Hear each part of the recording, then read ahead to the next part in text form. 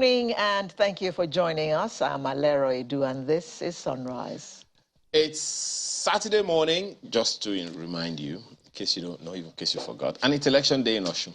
Amaya Makinde, good morning and welcome. Election day, that brings me to the issue of PVCs. Oh no, we'll get there. Let's first of all... I should slow down. Okay, all right. Sorry. I knew that would come, but, first to encourage, compatriots in Osun. Today's election day, of course, you've seen updates on Channels Television just before we came on. Show has been all over the place in the city, and of course, a number of our correspondents also in Osun trying to give you updates on the go as it happens. So that's one thing that we shouldn't lose sight of, the fact that election is happening. This is like, okay, another of the staggered elections in the country. We had Ekiti a few weeks ago. We had Ekiti not too long ago. We had Anambra. I don't know if we're still going to have another one before this year ends, but most certainly February next year.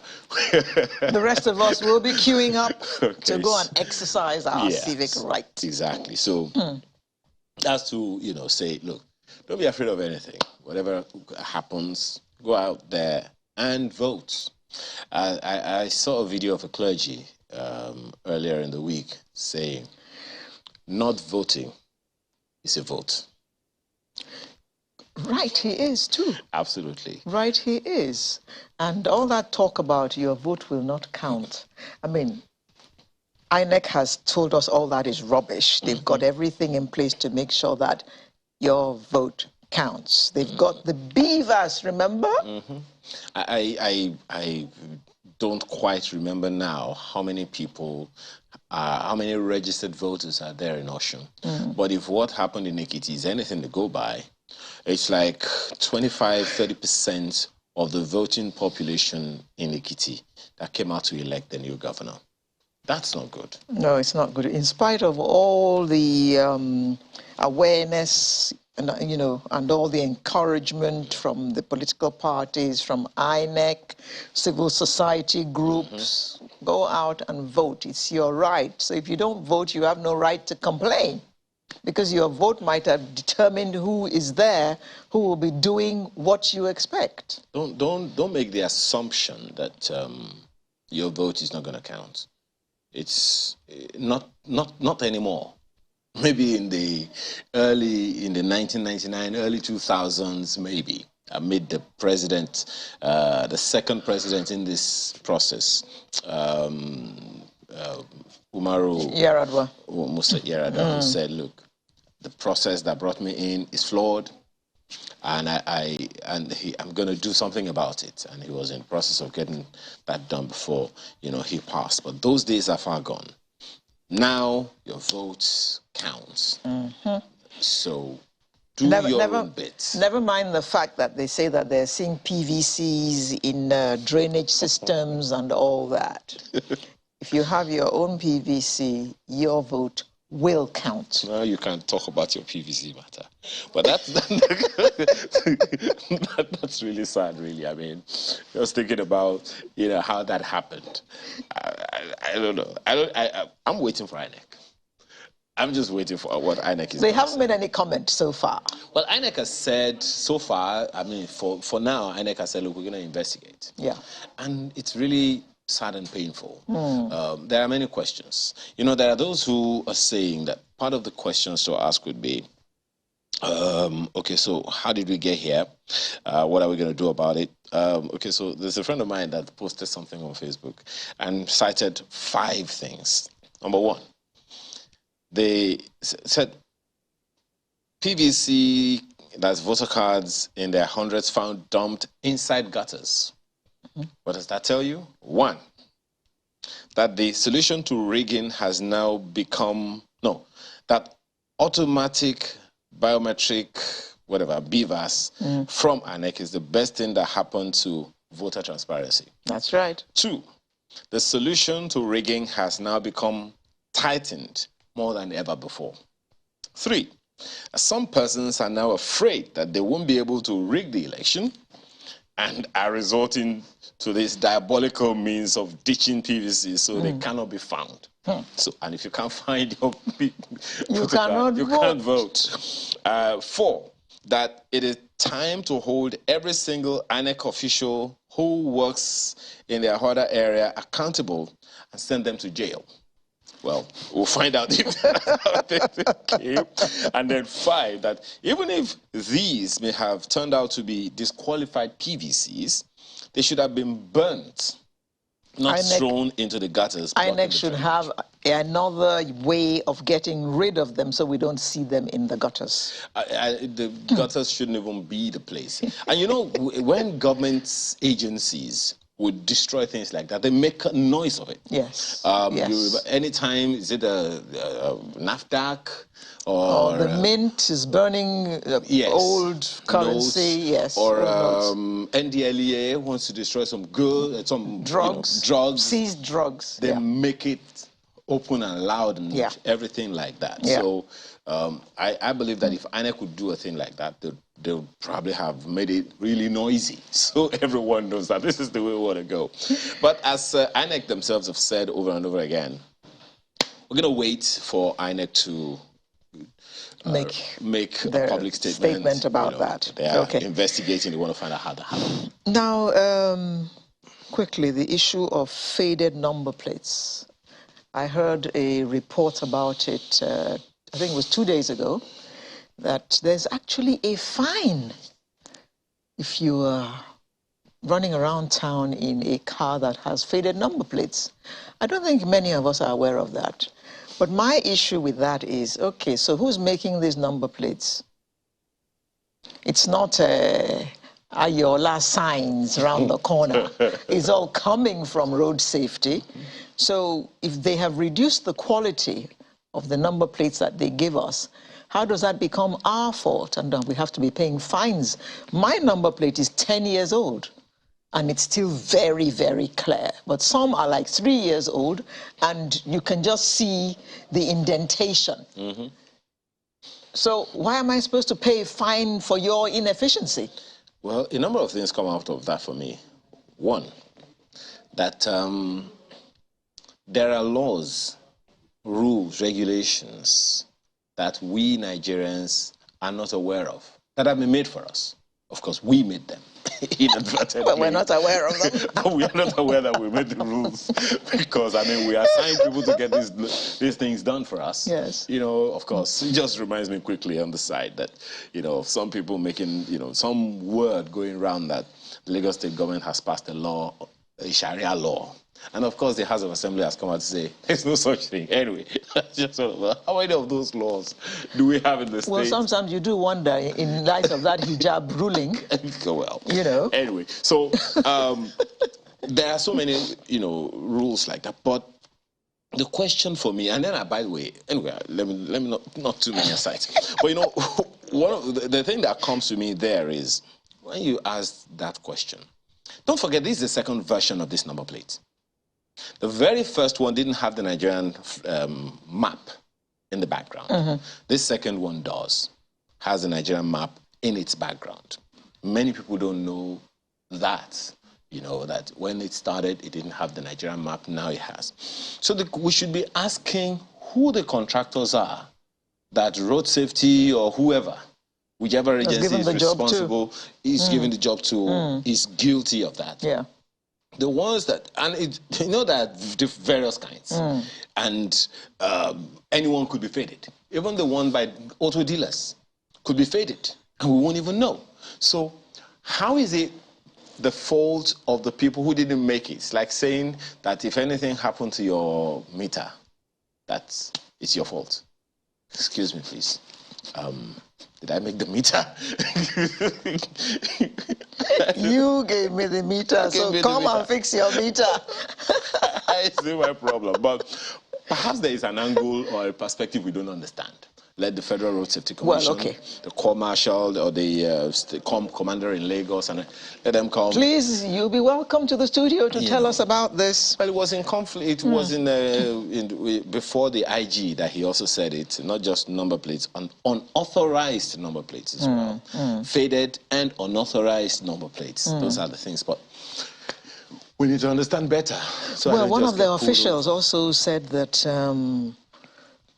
we're supposed to change our number plates after every 6 years. Who is supposed to change it for me? Moving on. The rains were very unfriendly this week. They still are. In fact, someone said, okay, we're into the 7-day rain now. So after the 7-day rain, then we'll have the break. Okay, we almost had the 7-day rain. It wasn't just about the number of days. It was the severity of the rain. I don't know whether you saw the video of people who actually went to church in their canoes. I mean, kayaking in the church. And they actually sat in the canoes because the water was about this high, about, what, 2 meters? Is that 1.5 meters, 1 meter high. So they had to sit in their canoes to listen to the sermon and sing songs and all that. What the choir also... I didn't see that one. I'd love to see it. Well, the choir also. And quickly, before we go to the menu, ASUU strike. Now, that has riled a lot of Nigerians indeed. In fact, somebody suggested, why don't we just shut the country down until this ASUU strike is sorted out? Millions of children are at home doing absolutely nothing. Alero, we don't know how severe, how big a problem it is yet. We don't know how big a problem it is for me. That's why that person was suggesting shut the country down. This cannot continue. 5 months? For me, to me, it looks like there is a calculated plan to uneducate Nigerians. That's the way it sounds to me. Because this thing didn't just start. Don't forget, in the Abacha days, we had an 18-month-long strike. Yeah. 18 months long. One of my supervisors in the office was a victim. 2 sessions. 18-month strike. 18 months. When we went in to the university, you knew on what date you would enter and you knew on what date you would finish. Even in this Fourth Republic, you knew the date. We've had strikes of up to 8 months, 9 months in the early 2000s and all of that. About time we put an end to all of that. This, yes. So if we have a plan, if education is useful to us in this country, about time we really... In a country where one person is reported to have stolen 80 billion naira. An accountant. Get the money from him and use it to send the children back to school. Well, and the others who have stolen such huge amounts as well. Get them, prosecute them, collect the monies from them, and use the money for the good of the people. There's 80 million. We let them get away with it. There's 80 million, and then there's 70 million, same person. Don't. Yes. The 2023, we're going to change some things. And by the way, that's the first item, right? Yes, we're going to think about how to reduce the spread of misinformation. Misinformation, disinformation, and misinformation. Yes. And then, of course, there's so much talk about census. We're going to have a conversation on the mock census. What does that mean? About time we knew how many we were so that governments can plan properly. Okay. And then, of course, I mean, understandably, we'll be looking at Lagos flood. Ooh, that really hit us. I think we should look at floods, because I'm wondering what will be happening. God forbid that such a thing would happen in Kainji. Okay, next one. Osun elections. Don't even think about it. Don't even think about it. Osun elections, most certainly will be giving a focus on that one as well. We've had quite an update already. And then the artist of the week, who, according to Ayo, is a shim. I didn't say that. It might be a shim. No, he's a he. I can say that authoritatively. Are you assuring us? I can assure you.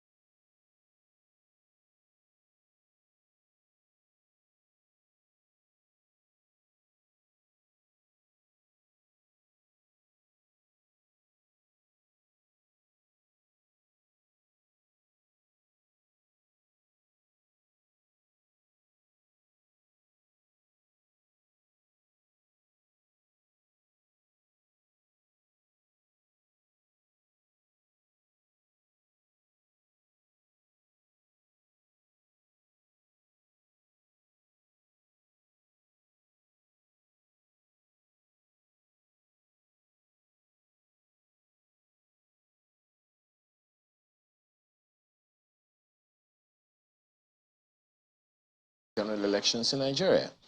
And, excuse me, naturally, one of the things that gives issues, thoughts to many people, that drives anything is information, communication, essentially. But let's talk about information or misinformation or disinformation. They are two different. They are two different things. So we'll talk about all of that. So the challenges the societies face in this day, and age, the rapid spread of false or untrue information all over the place. Otherwise known as fake news. Otherwise known as fake news. And of course, there are those who say it's largely facilitated by social media. So let's have the conversation around how we can reduce the spread of fake news. At least that's the big word as far as the federal government is concerned. We have three individuals joining us this morning. Adeola Kayode is a communication strategist. Thank you for joining us this morning. Thank you. Good morning. He's in Lagos, Nigeria. Shobowale Temiloluwa is lead consultant, Intelligence Interactive Limited, joins us virtually from Canterbury in the UK, as well as Mayowa Tijani, who is a journalist, joining us from Accra in Ghana. Thank you so much for joining us. Yeah, so let's begin with you, Mr. Kayode. Perhaps by way of definition, we have an idea what misinformation is, but maybe for the purpose of clarity, you want to give us an idea or your understanding from a communication strategy perspective. The journalist will know the difference between misinformation and disinformation. We'll go to him. But what's your own take, first of all? It has evolved, and I will ultimately just talk about it from a broad perspective of what we now then call fake news. Because ultimately what has happened is the normal activities where people spread wrong information has now been subsumed with many forms and is powered by human beings' accessibility to information and the ability to be able to share it with other people. So all that is subsumed under misinformation, where you unknowingly share information that is wrong. And if you have WhatsApp now, you probably will be hearing or receiving a lot of messages where you are sharing information that is wrong. You are misinforming people unknowingly. But then disinformation ultimately is now the deliberate, intention to spread information with the intention to actually misinform. So ultimately, misinformation is powered by disinformation. So if you're disinforming, you are doing it on purpose. You know that it is not. You know that it is not true. Yes, you know. But you're spreading it. You are misinforming the people. The people, yeah. So okay. The people who don't know, let me spare you. Let me ask the journalist, because your profession, okay. Let me own it. To our profession, we've been largely accused of being perverse sometimes, and so as a result, along the line, we're expected to, what's the word now? Self-regulate, self-censor yourself. So, as a media house, you don't misinform or even disinform. But then there are those who will first of all point fingers at just how easy is it to sometimes verify information before you send it. Let's take the instance of the cards, the photo cards that were found in a particular location. There are those who are saying it's Imo, and then those who are saying it's Port Harcourt. I don't know. From that angle, using that as an example, it's not a perfect example, but how easy is it to get or verify information in order to avoid misinforming people? Speak from a professional perspective as a journalist.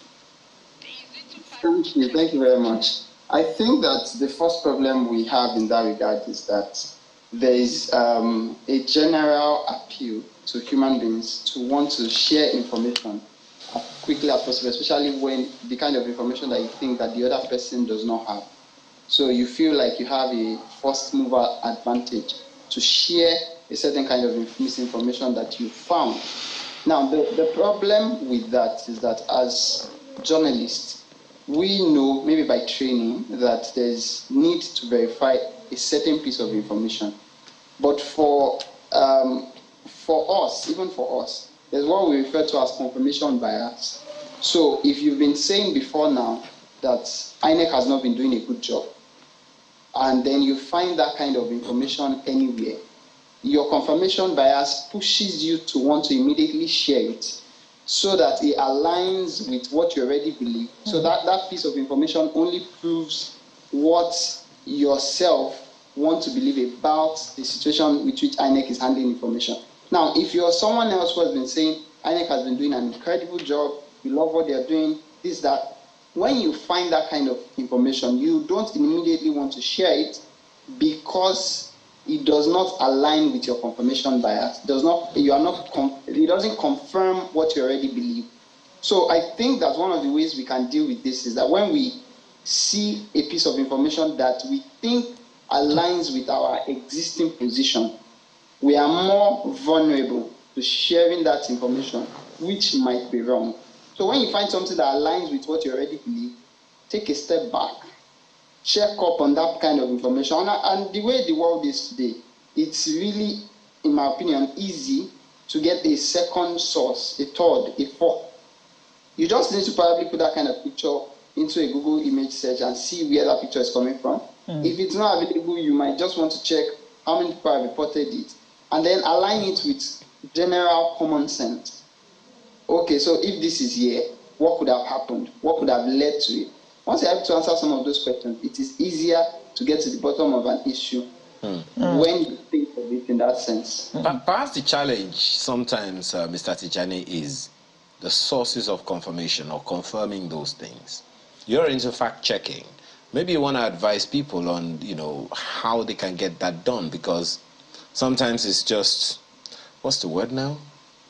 It just feels good to not even do the wahala, as we say, in this part of the world. So, in terms of verifying, are there processes to go about it? Yes, I get the argument about, confirmation bias and all of that, but it's not everyone that has that bias. Even those journalists, as you said, sometimes also are guilty of the same thing. So it's not just a professional thing, it's a personal thing. So if it aligns with your personal objective, whether you're a journalist or whatever, it wouldn't matter. So are there tools or places that one can be sure that this is the correct information? Because sometimes if you Google that particular information that confirms your bias, come on, you'll find 100. Right. So there are situations like that, and of course there are tools to check things like that. Now, generally, what I would normally suggest is the Google reverse image search. There are a number of them, but I think Google reverse image search is the quickest. So if it's a picture, even if it's a video, you could take a screenshot. Just make sure that you get an image out of the situation and feed it to Google reverse image search. That is easily done. If you go to Google search, normally the way we use Google search is to search for a certain thing, and then maybe search term. Let's say, where is this picture from? And then, of course, in that sense, you necessarily cannot update. You necessarily cannot upload the picture. But once you said that, when the result comes out, you see all, then you see images, then you see news, then you see other sorts. So you click on images. When you click on that, there is going to be an image icon where you can click on and upload that certain image to Google to search for that image. Now, when you search for that image, if the image had been online before the set date, you see where it was, what the situation was, what the context was, before you make a decision about that kind of image.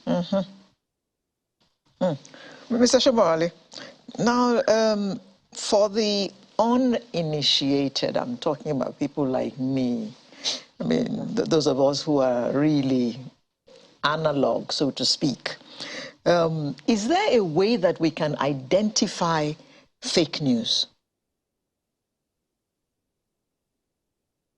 Again? Mr. Shomali?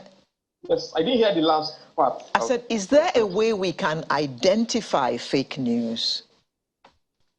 Well, the easiest way, because what Mayowa just said is quite a long process, and I don't think many people will do it.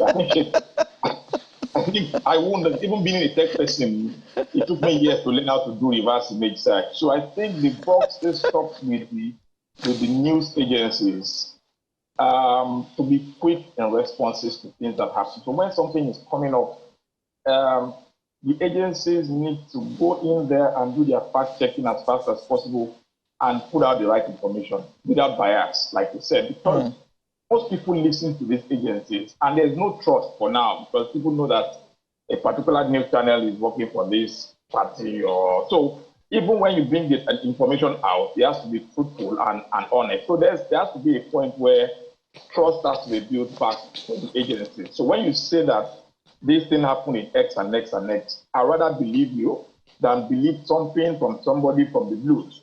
As opposed to when you say, oh, this they are saying is they are biased, let me try and check with my friend and X. So the easiest part is to make sure that the agencies have the tools, I mean the journalists and news agencies have the tools to quickly identify what is trending and deal with it as fast as possible and bring out the right facts and inform people, dissolve disinformation and misinformation as quickly as possible because there are benefits to disinformation and misinformation. That's the truth. When you misinform and you have a big website, there will be lots of clicks to your website, who will visit it, they will read about the website, and you have advertising revenue, right? The earlier we are able to tell people that the information is wrong, the earlier they stop visiting those websites and their revenue model goes down. Because truth is, misinformation gets shared more, it gets more clicks than the real information. And we know in journalism that bad news moves faster than even good news. So it's the same thing, it's the reverse. So I think agencies need to now sit down and have teams that can have fact checks as fast as possible. You understand? Deal with the information and disseminate the information as quickly as possible so that the trend and the speed at which the other one is going is halted and the one that you have will now overtake. Because that's the fastest way. I don't think people will do research. I think people are lazy to do technology.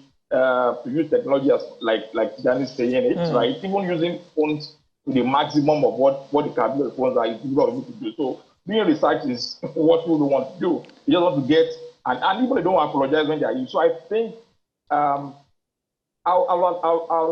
ask the organizations doing journalism to step up their game in that area and help us halt the information. So when something is wrong, they say it is wrong quickly and they stop it.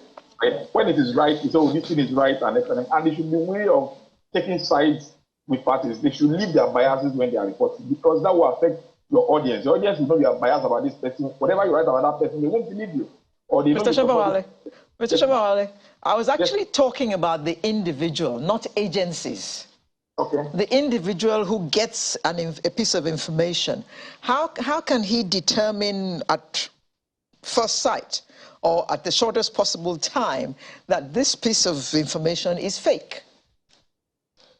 Well, what I will use as an individual is just maybe my sense of technology to say, look, has this thing happened before, right? What was my experience with this before? If something is saying something happened in Warri last week, and you're saying that X number of people died in an inferno. Let me give an instance. He said, over the last 2 months, there have been things happening in the country. They said X number of people died, one person died. And the next thing to hear, in other news, in 2 days' time, 100 people died from an inferno. Do you understand? If the variance is too much, for me, the first step is to say, look, this is different from what I know. This is totally out of what I've read from reliable sources, right? I'll discountenance it until it is confirmed. For me, that's the best way to look at it.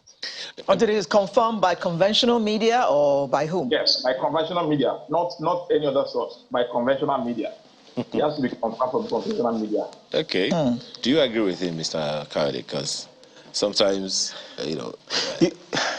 do you agree that the only major way to confirm will be through conventional media? No, not necessarily. And I think everybody has a responsibility. As we were talking, I remembered Wole Soyinka said that the Third World War was going to be started by fake news. and it's likely going to be started by Nigerian, So for us having a confluence, of access to data, ability to be able to share, and then a lot of biases around religion, region, class, we almost have the recipe to be able to do that. So as an individual, whenever the kind of information comes to you, I think you have a responsibility to ask yourself a few questions. Number one, this information has come.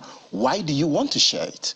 Yes, people have this very nice feeling, to be able to share gossip, but you need to be sure the kind of information. So first, check the information. I've seen people share information about something happening in California, in the US, in Florida, and I've asked, sorry, do you know anything about this? No, they said there's a car missing and the plate number is from Florida. How come you shared it? So I think if people ask themselves whether they want to look foolish at the end of the day, because you've shared a lot of this and then people come back to fact check you, then you will step back a bit. Number one. Number two, again, is to ask yourself, what's the source of this information? Most times when these things come out, you hear, and we could talk about a lot of platforms, troll factories that actually created, or manufactured or fabricated to spread this kind of news. Not necessarily because of website clicks and money, but also to be able to shape perception and opinion, particularly during the political season. I'm trying to shape. So we need to be careful, how those things shape or skew just because of personal or political gain also end. So I need to have that responsibility to check the source. You find sites where you have never heard the news source before. Yes. What you sharing? I always like to tell people, don't be a MAGA. Because at the end of the day, by the time you share, and people begin to tell you, sorry, what have you, it's a problem. Next thing, again, does this already shift your perspective in a completely biased way? Okay. Because most times when those platforms, they actually have an aim. So if you ask yourself, this is completely left, then you need to ask yourself whether you want to be a media channel. The point Mr. Shubali made is that to confirm, sometimes you need to get it from the from the correct source. That's the people like Mr. Tijani who sell information, if I can use that term, who sell authentic information. So that was my last point, where you already have trusted platforms, sources, where, research has already proven that most people, and particularly Nigerians, get their information from WhatsApp and social media. That's their first source. So to be able to do that, you need the other sources, that you need to go back to and validate. There's some that have been available. A site that just started 6 months ago that is saying news. You should know already that this is designed for a specific season. It's likely going to go off after the election. So yes, I agree with you. You need to confirm those sources. But first, even before you move and share, those simple things, like I think you were mentioning the fact that going through that journey to go and check again, if you ask yourself those basic questions, I think we will slow down in how we can share this information that may ultimately bite us back. Mr. Tijani, last week, someone called me that they had watched some TV station in their news say that the price of fuel, PMS, had gone up to 385 naira. And I said, well, listen to another station. Keep listening to television and radio stations. If the news gets repeated, then it is true. If you don't hear it again, then it is fake news. That was my advice to the person. Was I right? Of course, it ended up to be fake news.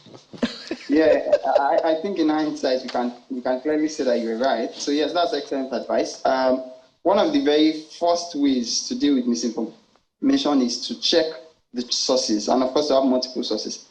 Now, in my experience, I also understand that there are times when multiple sources are wrong. So for example, if a story was put out falsely by, say, a news agency that is said to be trusted, now the number of big media that are sort of subscribed to that news agency will probably share that story. So you see it in multiple trusted places. So for an example would be, there was a time when it was reported that a monkey swallowed or stole 6.8 million in his zoo in Kano. Was it a monkey or a lion? Something like that.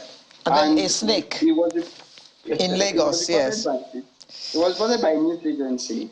And from there, it was reported by many of the big guys. Now, what we eventually found in that situation was in this particular set place, that particular animal was not even found. So the whole story of the animal stealing the money was not even possible based on the premise that that animal was not in that zoo. So in that instance, a number of big organizations might have got it wrong, which is where the whole personal gatekeeping also comes in. And I know that many of us don't like that. We prefer that somebody has done the work and then just tells us is it true or false. But I think that where the world is going, misinformation, disinformation is going to get a lot more sophisticated. And as that happens, the people who live in that world must also come to that level of sophistication that we can, at the gates, determine whether this is right or wrong, whether this is possible. Or there's something I say to my friends, that truth is a stronghold. So in that kind of situation, if you had used the strongholds of the truth to say, okay, when did in history as an animal swallow this kind of money? So if you just suppose that by the truth that you already had existing in your fence or at your stronghold, you will know that that is likely going to be false, and you will not believe immediately. Don't forget that. Don't forget that we live in a wild world, a world of odd news. So all kinds of odd things could happen. But so a monkey can't eat money in that odd world. Anyway, or a snake eats money. Gentlemen, let's take this to. There's something I think it was Mr. Shubali that mentioned it. That it raised a question in my mind, and I'd like us to take that conversation, perhaps the rest of this conversation that way. One of the questions that's come to my mind, okay, when Mr. Shubali was talking, he talked about those who do it for commercial purposes, for the advert clicks and all those things. So there is a kind of reason for it, a kind of motivation for it. The question that came to my mind that moment when you said that thing was, how does this affect nation building? If there was a national ethos that people can champion with good news or authentic news, or if there is a system that people are proud of and they want to protect as much as possible. Nobody, for instance, wants any bad news spread about their families. Nobody wants to put out negative news, negative information about their personal lives, about their personal families. Everyone wants to protect what belongs to them. So do you think that the spread of fake news could be as a result of a lack of patriotism, a lack of trust in government, that anything that comes from government, in fact, the more salacious, the better? How do you think we can begin to rearrange that order so people are more protective of national interests in the sharing of whatever information, or in the protection or pushing off of fake news that can destroy the image of the nation? Well, in my opinion, the government needs to do better in this regard, because there have been times when news comes out, feeds in as news, and government will say this is fake news, and a few days after it gets confirmed. Issues like that cause people not to trust government and will rather not listen to them. So if we are doing nation building and we're trying to align and do things the right way, government and governance have to align in such a way that whatever you are telling me from government must be the truth and nothing but the truth. Because as soon as I find out that you are not telling the truth, then I won't believe you. It will be difficult to do nation building. I'll look for other sources to believe, because I believe that when you say something, it is not the case. That is for me the basis of fake news and government control. Because again, when government now says they want to control the narrative to say there's fake news, there's this, sometimes it may gag news. There may be news and information that was researched by an individual that is being brought up, and the government does not want to know about it. Now, when you say it is fake news or you tag it as fake news, and people now find out it is true, they'll trust the source more every time the source speaks to things, right? So we have to find a way for government to say, look, what I'm saying is true and nothing but the truth. And if people have to follow us, then the journalists too will work, because I think NAN is doing a good work of bringing out the right news. Okay. But again, government should do their bit to bring out the right information every time, all the time, so that it reduces people looking for fake news, knowing that, look, this news will change in another few days. Okay. Well, thank you, Mr. Timlulua. Mr. Kaudi, you're a communication strategist. Let me use one example and how, if you agree with him, government can begin to, perhaps help us understand how government has been doing it, if you agree with Mr. Shubwale, and maybe there is a rearrangement that is necessary somewhere. I think it was March or thereabout in 2020, the federal government said fuel subsidies removed permanently because fuel prices were, what's it called? The price of crude fell tremendously in that particular time during the pandemic, during the lockdown, global lockdown, pandemic and all. But then, only recently, we're hearing, I think the GMD of NNPC saying the role or the function of removing fuel subsidy completely belongs to that of the federal government. Now, on one hand, we heard it was completely removed. Then after some time, we heard the Minister of State for Petroleum say partially removed. And then now we're hearing it's the federal government that has the last word on that one. As a strategist, talking about giving authentic information out in the interest of national image, how should that kind of thing, for instance, don't forget I said for instance, if that instance doesn't work, you're at liberty to use another. Should government be addressing such so that government officials, information from government can be far more trustworthy and not doubted as fake news? So I think the number one thing to deal with fake news is accountability and consistent engagement, such that if as a communications person you have the responsibility to engage people, you have to understand what the facts are on ground before engaging, because most times things happen. I think even starts from the fact that we ultimately, if you don't lay down the facts or lead, with the right information, consistency, staying in front of the news, you have to be responsive. Which I think Mr. Shubwale was talking about, people going to look for other sources, investigating and bring all those things, and then you will have to be responding. So lead with information, lead with depth. So that you know the facts, and don't respond first and then find out the facts later. If I don't have the facts, I don't have the facts, but we will get back to you. So that when we come back, we are laying the facts bare. So that everything, prices have come down, this is it, we are hoping this will happen, and these are the steps we are taking.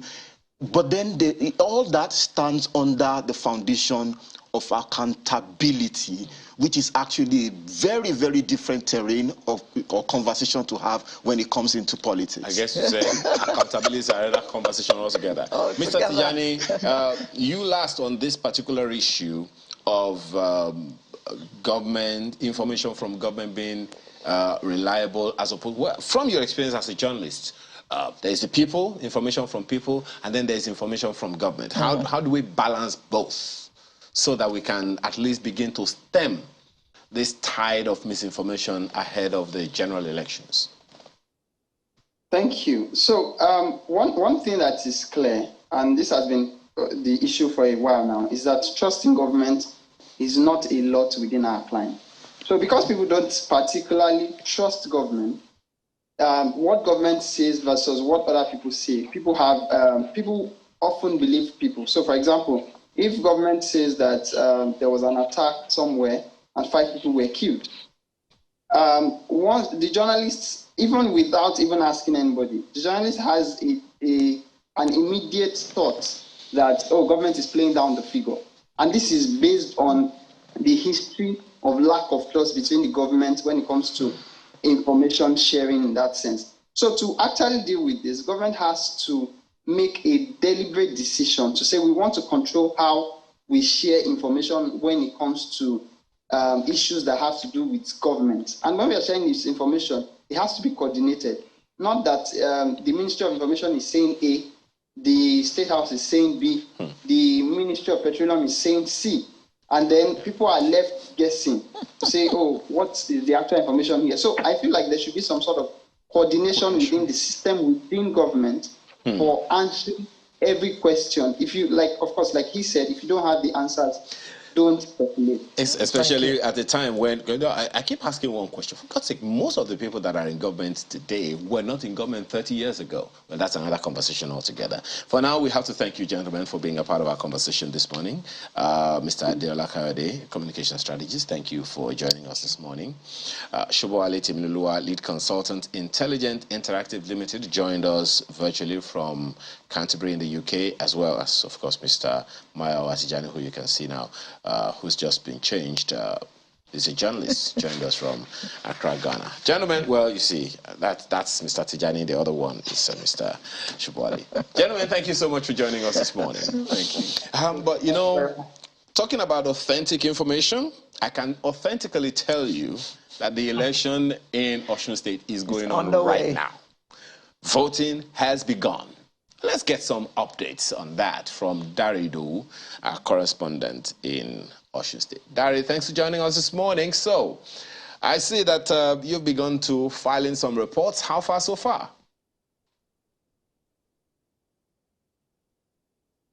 Yeah, thank you very much. I'm reaching you live from Eden North, to be precise. This is Abogunde Sagba, that's what they call this place. And on my left, that is Ward 2, Unit 9. On the right, that is Ward 2, Unit 7. So the reason why I'm going through this particular explanation is that on the polling unit on my left, that is where the candidate of the PDP voted before 9 a.m.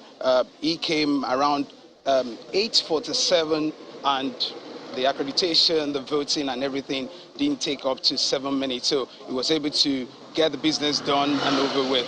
So, but let me run through the entire voting process and what's been happening this morning, of course, from security to INEC preparedness and what is actually telling on the field at the moment. So we traveled in from Oshogbo, the state capital, to Ede this morning, and the journey was about, say, 17 kilometers. That's about 30 minutes from the state capital. And on our journey, the security operatives from point to point, you can see them just to make sure that everything goes on well. So we've been to Ede South as well, captured the whole process of the setting up of the electoral officers.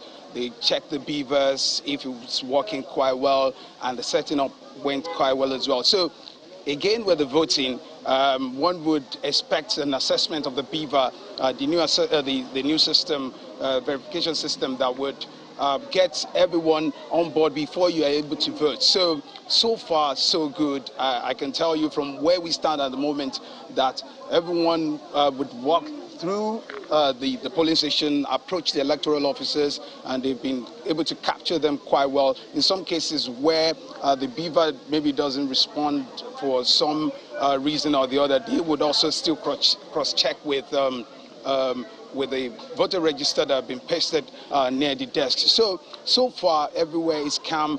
From our journey to Oshogbo, from Oshogbo to Ede this morning, everything seemed calm. The process has been going on quite well. So if I have to also give you this feedback as well, because we spoke with the candidate after casting his vote, and he said from the feelers he's getting from other voting areas, everything seemed to be going on quite well. So it's too early to make any call or give an overall assessment, but from Ede North, where I am at the moment reporting, things are going on quite well. Back to you, Lagos. Well, one of the things, a quick one, Dari, one of the reports you and your crew have filed in from Irekpodun, local government area, Unit 4, Ward 5, of course, that information is on Twitter, that police had to intervene in an argument between an INEC ad hoc staff and some voters who wanted the cubicle in a less conspicuous place. But the presiding officer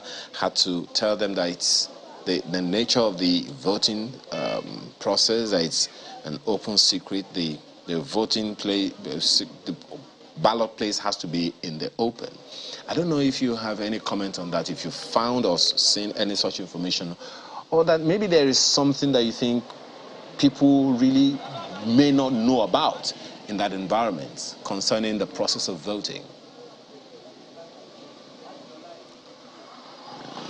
I didn't quite get all the questions. The audio was quite faint, but if I'm going to make anything out of it, I would assume that the question was about whether we've spoken to the people voting about the voting area and the material. So we've spoken with voters as well. In most cases, when people are done voting, we approach them, ask the process. So many of the people we've asked said the voting has been going on quite well. So they have a good judgment or the good assessment of the entire process so far.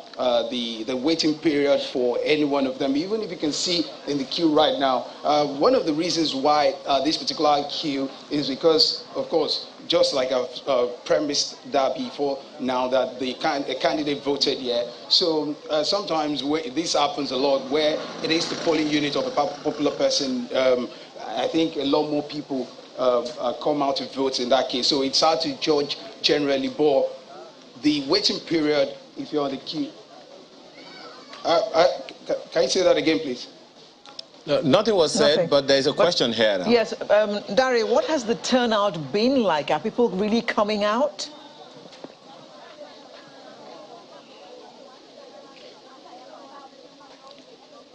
Hello? What has the turnout been like? Are people really coming out to vote?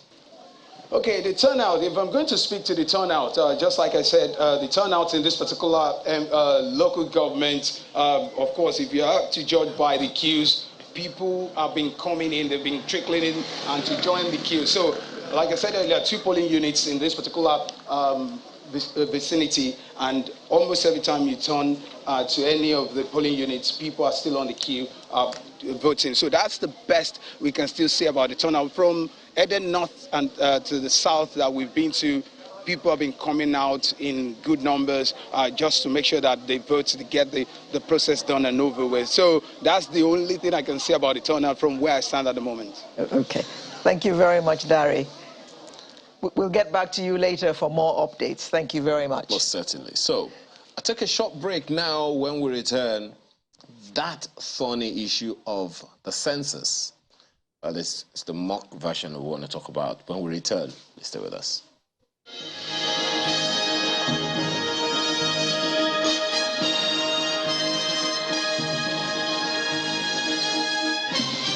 Open doors, you self go be a boss. Amen. Amen. Sister, Thank you for staying with us. Like I said when we opened the program this morning, the rains have not been smiling. Well, that's not to say that the census conversation is not going to hold, but this one seems there'll be no road to your house if you don't. You won't be for counted. them to come and count you. Oh, see?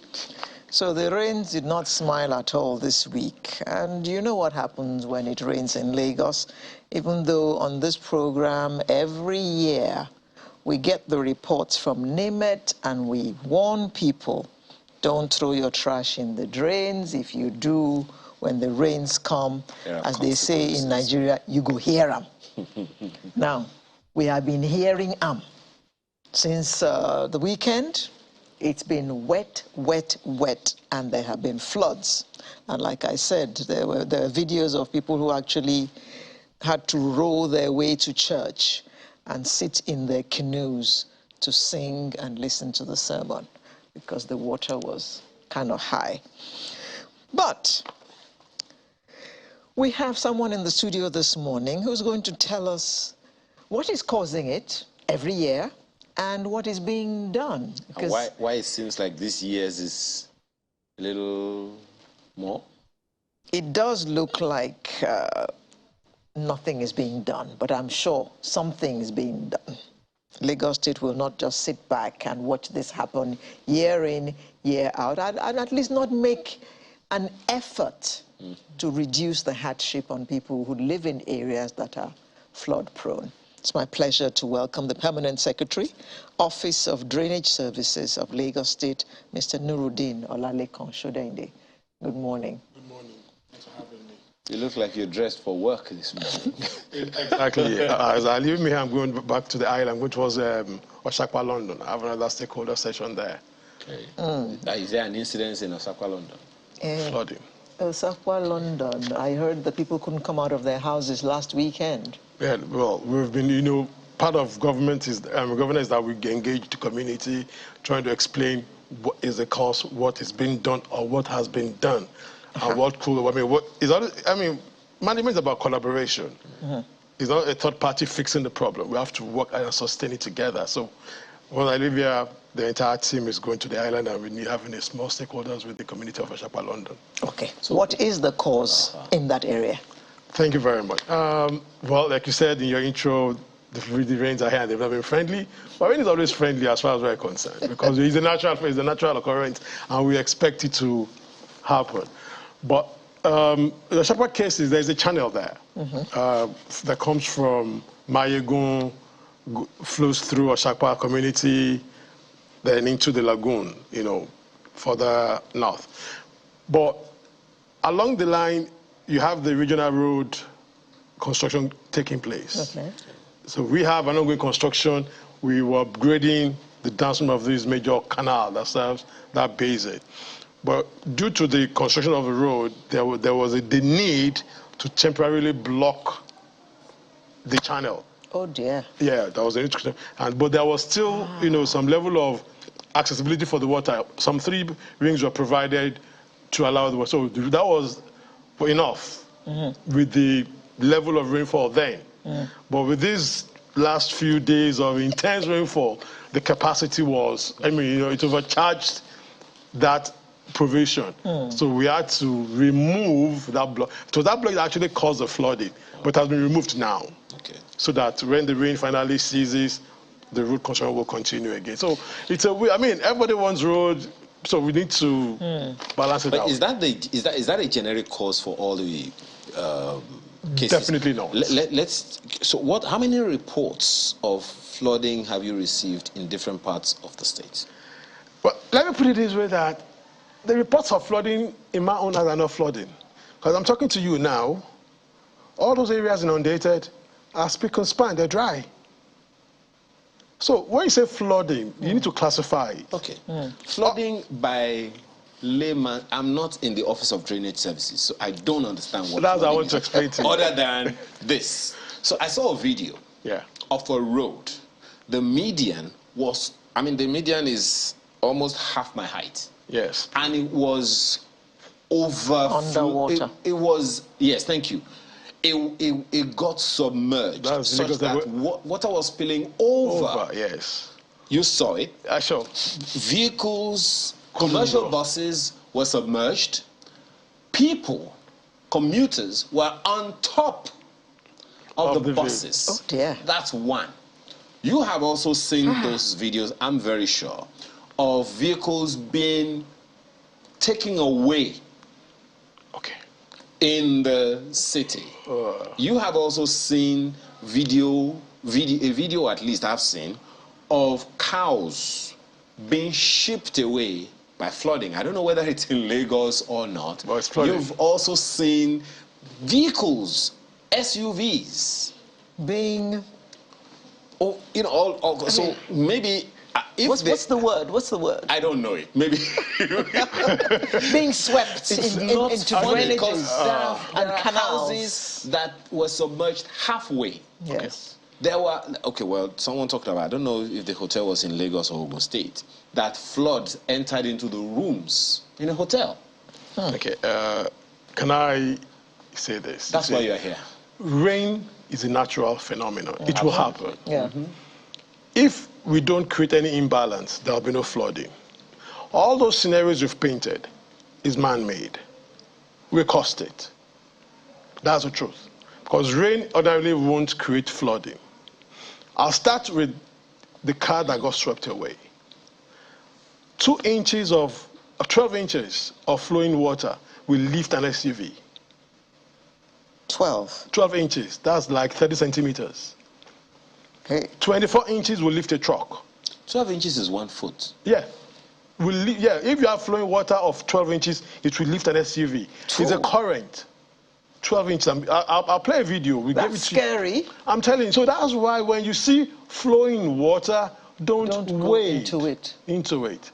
You don't know the current underneath. You're only seeing the surface. It will lift you up. So, but if the water is stagnant. If it is stagnant, yes. Like the one you saw that by that culvert you mentioned on the Lagos-Abeokuta Expressway. You see, if that barrier had not been there, the water would have flown out, right? So, because the barrier was now a dam, it held the water, and it's all, I mean, water's supposed to flow, not to stay.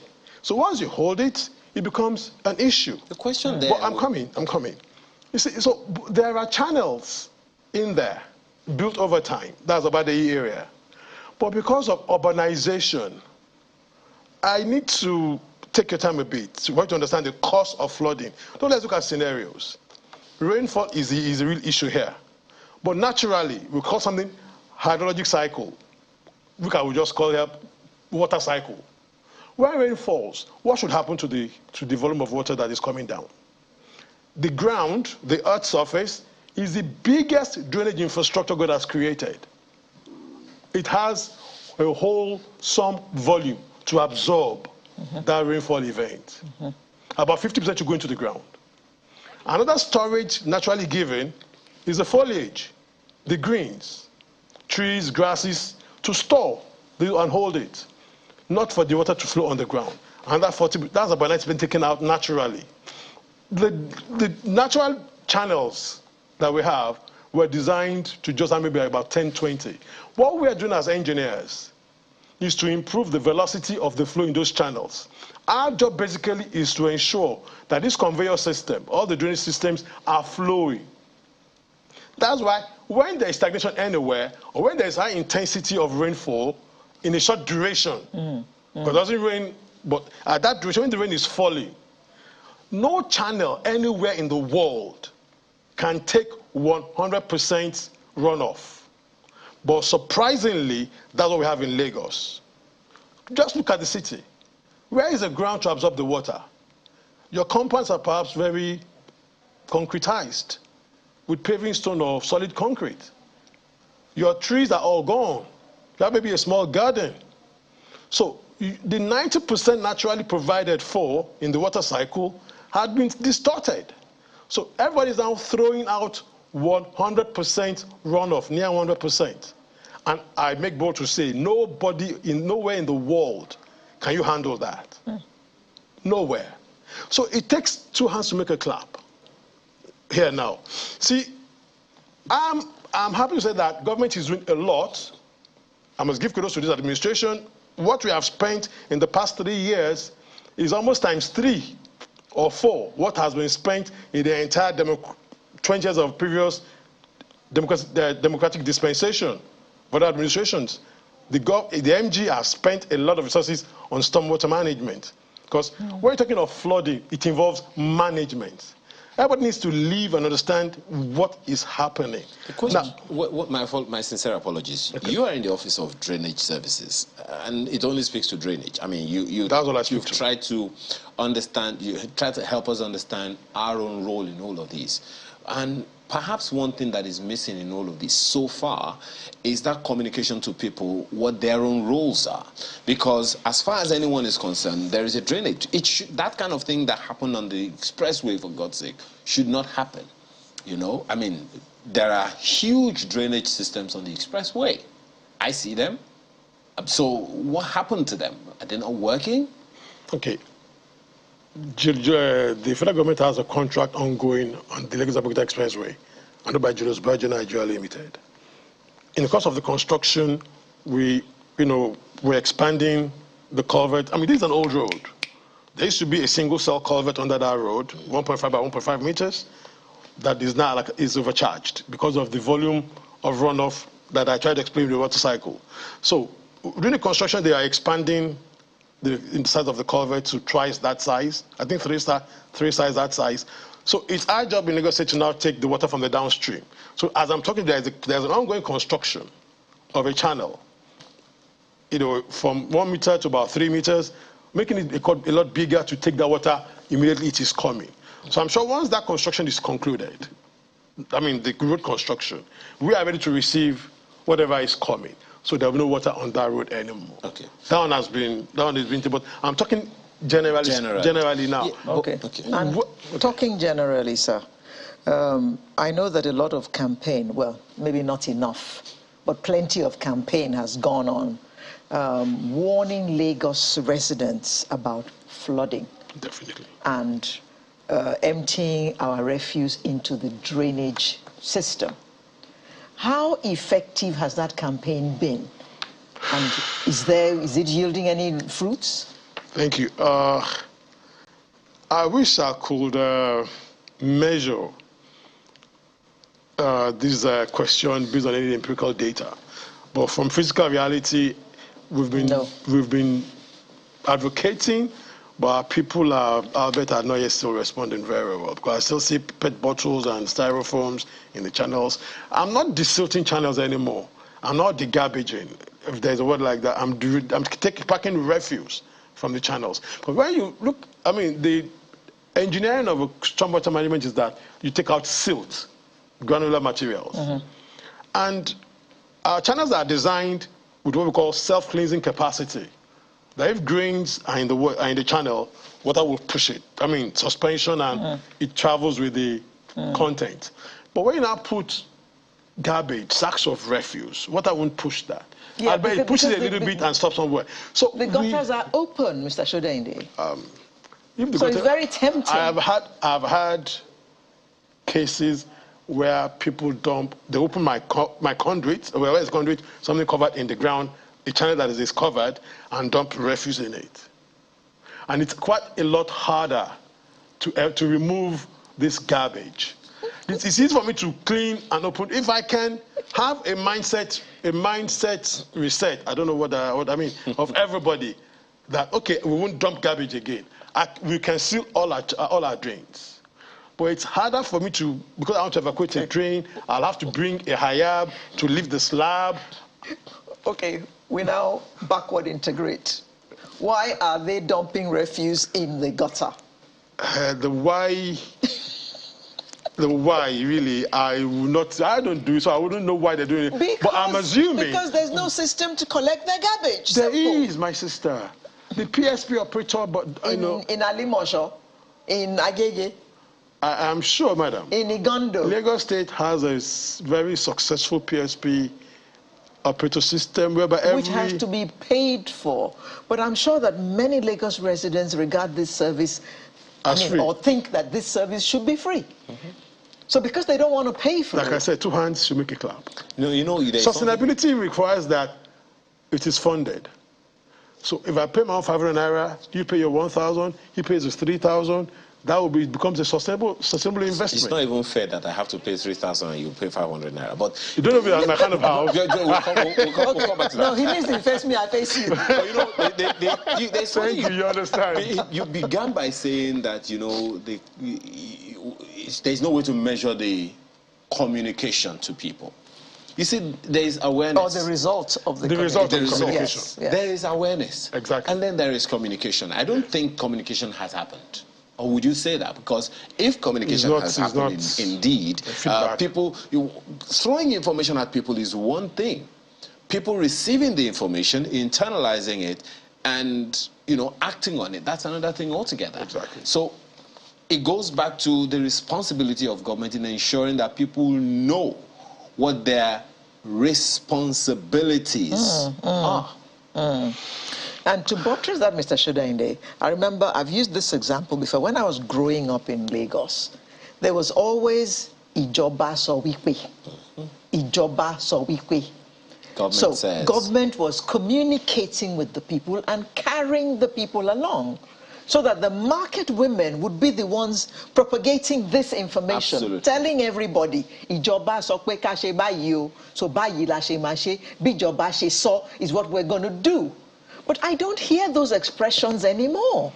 Well, technology took away that from the table. Let me explain why. So you tell us through cell phones? No. Media, print, electronic, that's what we use. On my way here today, Throughout my drive of about 30 minutes, Loma had a program funded on a radio station talking about illegality of cat pushers, telling about the enforcement of cat pushers. Is Iyaloja aware? It's not languages, Yoruba, broken, Egun, English. Do you understand? So radio, we believe, is wide. Okay. Apart from that, stakeholders are done with marketers, garages. So, I mean, we talk. Perhaps another, because we're winding down now and we know you have to run. Another leg to this is the role or the gap of the local government system. Wow. Because if the local government system was as effective as they should be... Touchy subject, right? For me, it doesn't, because now people are suffering in their various communities. So if you wouldn't need to go all the way to Osakpa, London, if the local government system around that area, or rather governing that area, is effective, or would you still need to go there? Thank you. You say the state government is responsible to some level of drainage infrastructure. You know, in the scheme of drainage, we have three categories: the tertiary, secondary, and primary. But in this case, tertiary are the smaller ones, not like the university. The secondary are the middle ones. Primary is actually the bigger ones. Okay. Now, So we it's handle, the reverse. it's the converse. We handle the primary and the secondary, the state government. While the mandate of local government and tenements is to manage the ones in front of the houses, the tertiary. Or supposed to. Legally mandated, not supposed. Legally, according to this law, the statutes of the state. And the constitution is yes. part of the functions of the local government Thank you very much. So, yes, there's a gap there. Like I said, it's a system. Tertiary flows into secondary, secondary flows into primary, primary flows into the big main body, the lagoon, and like that. So there is that lacuna at the tertiary level. That's why we have a gang in the ministry. We call them EFAC, Emergency Flood Abatement Gang. We need to now intervene in some, even on tertiary drains that are now becoming black spots. So we need to now clean them, because our main job is to ensure that the conveyor system is free. Even if there is backup initially, but 2 hours down the line, it will flow out. That is our main focus now, while we're providing more infrastructure at the same time. So, but we're interacting with local government. We're building capacity. We're telling them this is your responsibility. That's things you should be doing. You need to ensure that your tenements, your residents, live up to the expectation. What kind of communication have they brought out about their challenges at being able to do that? Because, as I said, if they were doing their own job the way they ought to do it in the various, because for God's sake, you're going all the way to Osakpa, London from Ikeja. You go to Badagry, go to Ekpe, go to where again? I mean, you're gonna stretch yourself thin. So, and you said you have a gang. I'm sure they are not up to 50. No, I have 739. You wouldn't need... In all the 5-7... Well, I wouldn't need them exactly. If the local government system was as effective as it had to be. Exactly. Well, so like what are the things, what are the challenges? I know that I'm putting you on the spot, but let's just throw it out there. What are the issues that they have told you? Are there challenges at getting things done? Well, the basic challenge is the funding. That's the basic challenge. The funding, for them to be fully on ground, they will need a lot of funding for that exercise. But we're not saying funding is one part, but management is another part. And like I have 739 people working for me for evacuating tertiary drains that are black spots. Engage the same numbers at your local level, so that maybe take 10 per ward. They just told you that they don't have funding. How are they going to fund those people? I'm not talking of construction funding now. I'm talking of salaries. Even that. They have it. Okay. They have it. That they can do. So it's an ongoing discussion that we're having with them, that we need to stand up and be counted. But I need to say this before we round up. Let's talk government. Government is doing all it can do. As I'm talking to you now, I have well over 300 projects in Lagos State delivered and ongoing between these 3 years of Solu's administration. More than it had ever been done in the past. But what the people need to do now, I mentioned the water cycle. You see, flooding happens when you have peak discharge within a short time. three of us here now, we have a bucket of water. If you all pour it bottoms up at the same time, what happens to the stage? To the stage? Now, this is what you were speaking to the other time. Yes, well, Oh, dear. Yeah. that's just 12 inches of water. Mr. Shodaine, it may be late, but it may well not be. The rains haven't gone away yet. No. So, what information can you give us to help us in preventing floods? We can't prevent It's a bit flood. late, right? We Well, can manage this is flood. one of them, right? Okay, to You help talked the about individuals manage it. Okay, now, we can manage flood. First one, don't throw your refuse in the drain. First, what I'll say now is there is one international acronym, SUDS, Sustainable Urban Drainage Systems. Okay. These were done by our forefathers in the village. They collect rainwater from their roofs. Yeah. And they reuse it. They have greens, the water glue. But now that our houses are now basically paved, we advocate that everybody should just don't throw your water into the environment. Don't tilt your roadway or your driveway into the road. Let your land hold your water in your compound when it is raining. Yes. So the flooding will be in the You can soak it. No. Create the soaking away. Create the soaking away for it and let it sink into the ground. All of us are taking water from the borehole. We're not recharging the aquifer. The environment is being polluted now. We're having silent intrusion into Lagos State because rainwater is all going into the ground. So it's going beyond flood. It's a total environmental game changer. We need to, all of us, every square meter of land God has given needs to perform that role, naturally or artificially. Because when all of us throw our water out, we're inundating the environment. But if we all hold that one bucket and throw it out gently, I was saying an analogy before, if we all put the bucket down at the same time, it floods the stage. But if over the next 4 hours, we're pouring it gently, would there be any flooding? That's the picture of what we want to have in our brain here. Okay, well, and that. Wow. So the process is being put together. Just before you signed him off, I mean, we have more roads now that are paved. So I just wanted to say. Just say. Just say. The Permanent Secretary, Office of Drainage Services of Lagos State, Mr. Nuruddin Olalekon Shodaide. I'm sure you have your work cut out, and we'll just let you go so you can go and attend to all the flooding that you have to deal with around Lagos. Thank you very much. Good luck. Thank you very much for coming this morning. Sunrise will be right back to discuss that mock census that we mentioned.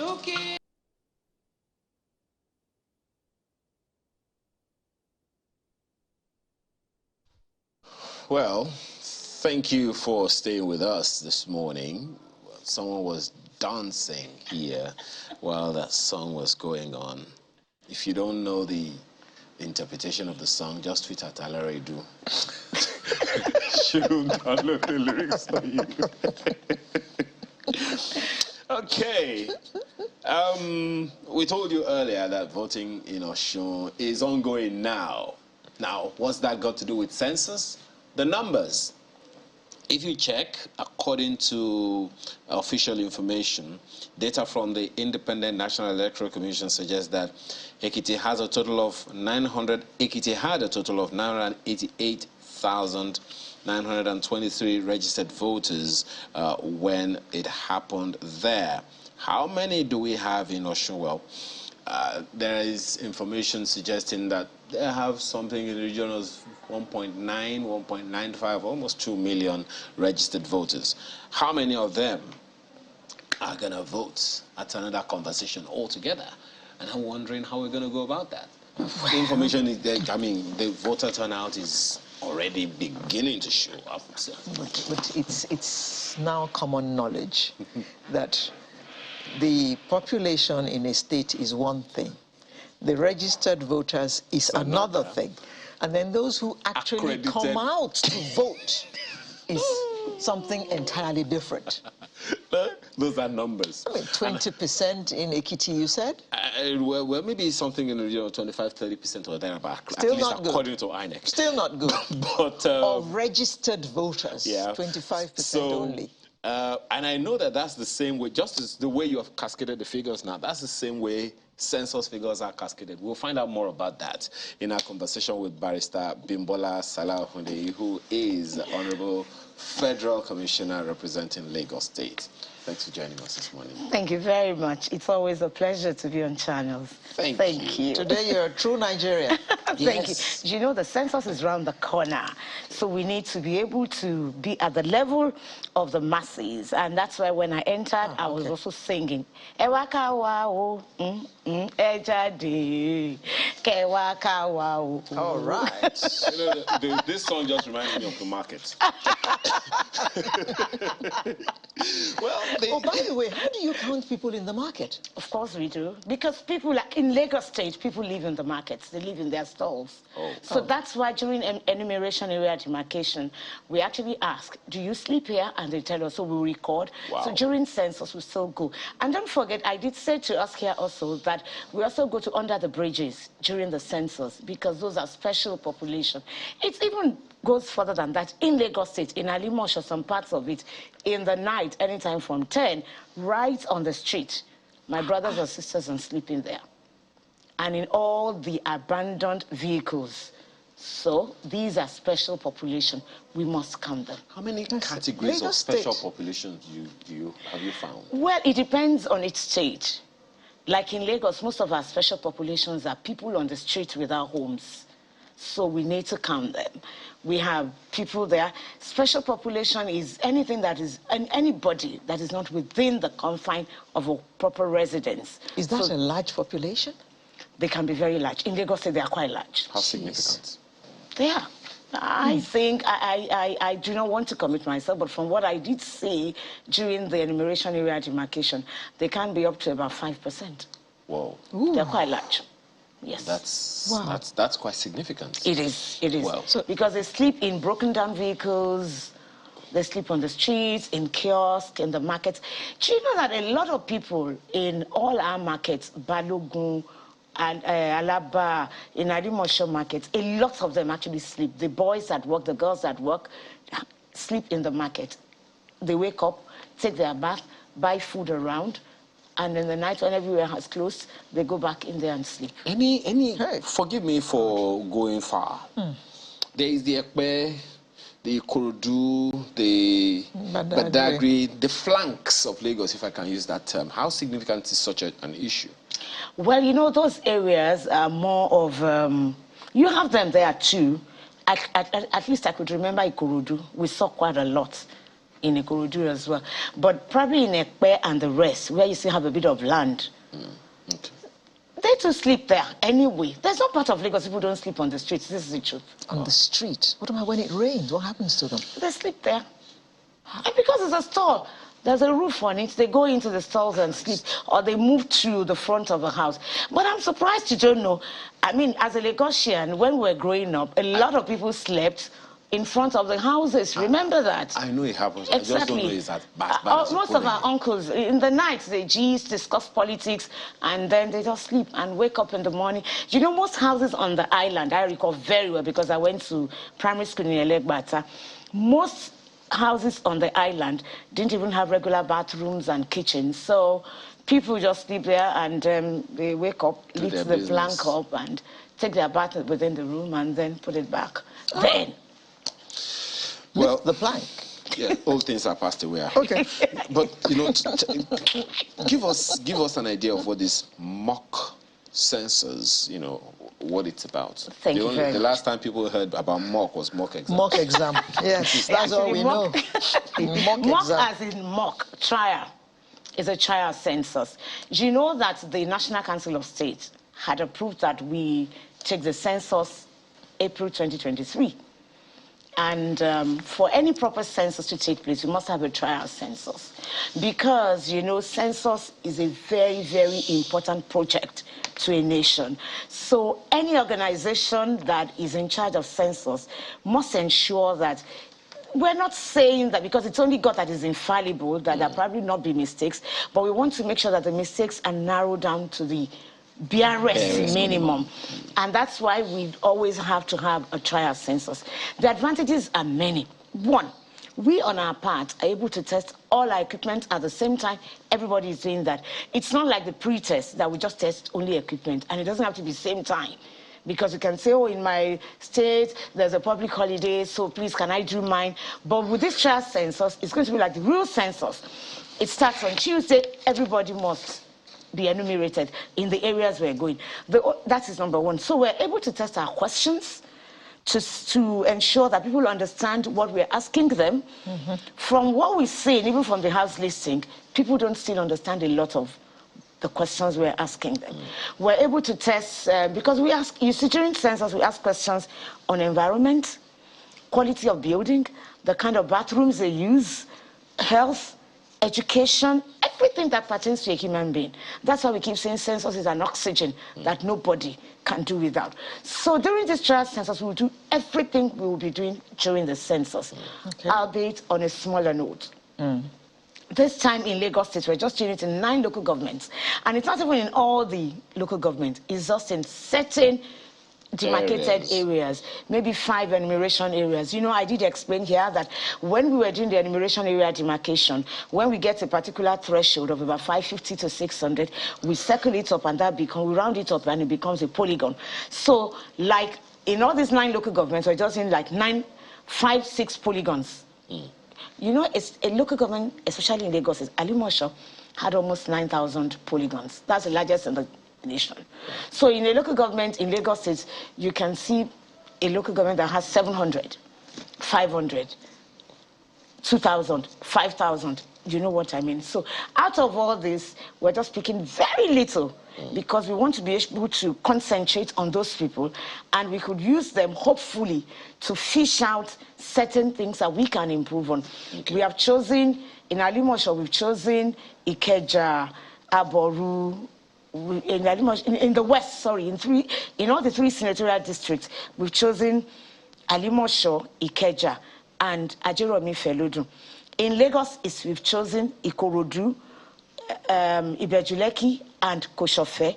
In Lagos Central, we've chosen Lagos Island, Surulere, and I'll remember later. Okay, but you know, in all of these, first of all, let me ask you, during this mock census, and maybe eventually, is there going to be a public holiday? No. This is what people have been asking us. We are unable to persuade government to give us a public holiday during this. We have not even thought of it. Usually, what we're just trying to see at this time, because these records, even though they are very vital, are not really part of census records. They're just to test the ground. The question is asked because, I mean, if you say you're going to areas where people, of course, especially in Alimosho, they probably have left home 4 or 5 a.m. to go to their offices from Lagos Island. That's true. That's true. So, and you might not really meet everybody at home. You will not. Very little. Yes, these are issues I have to.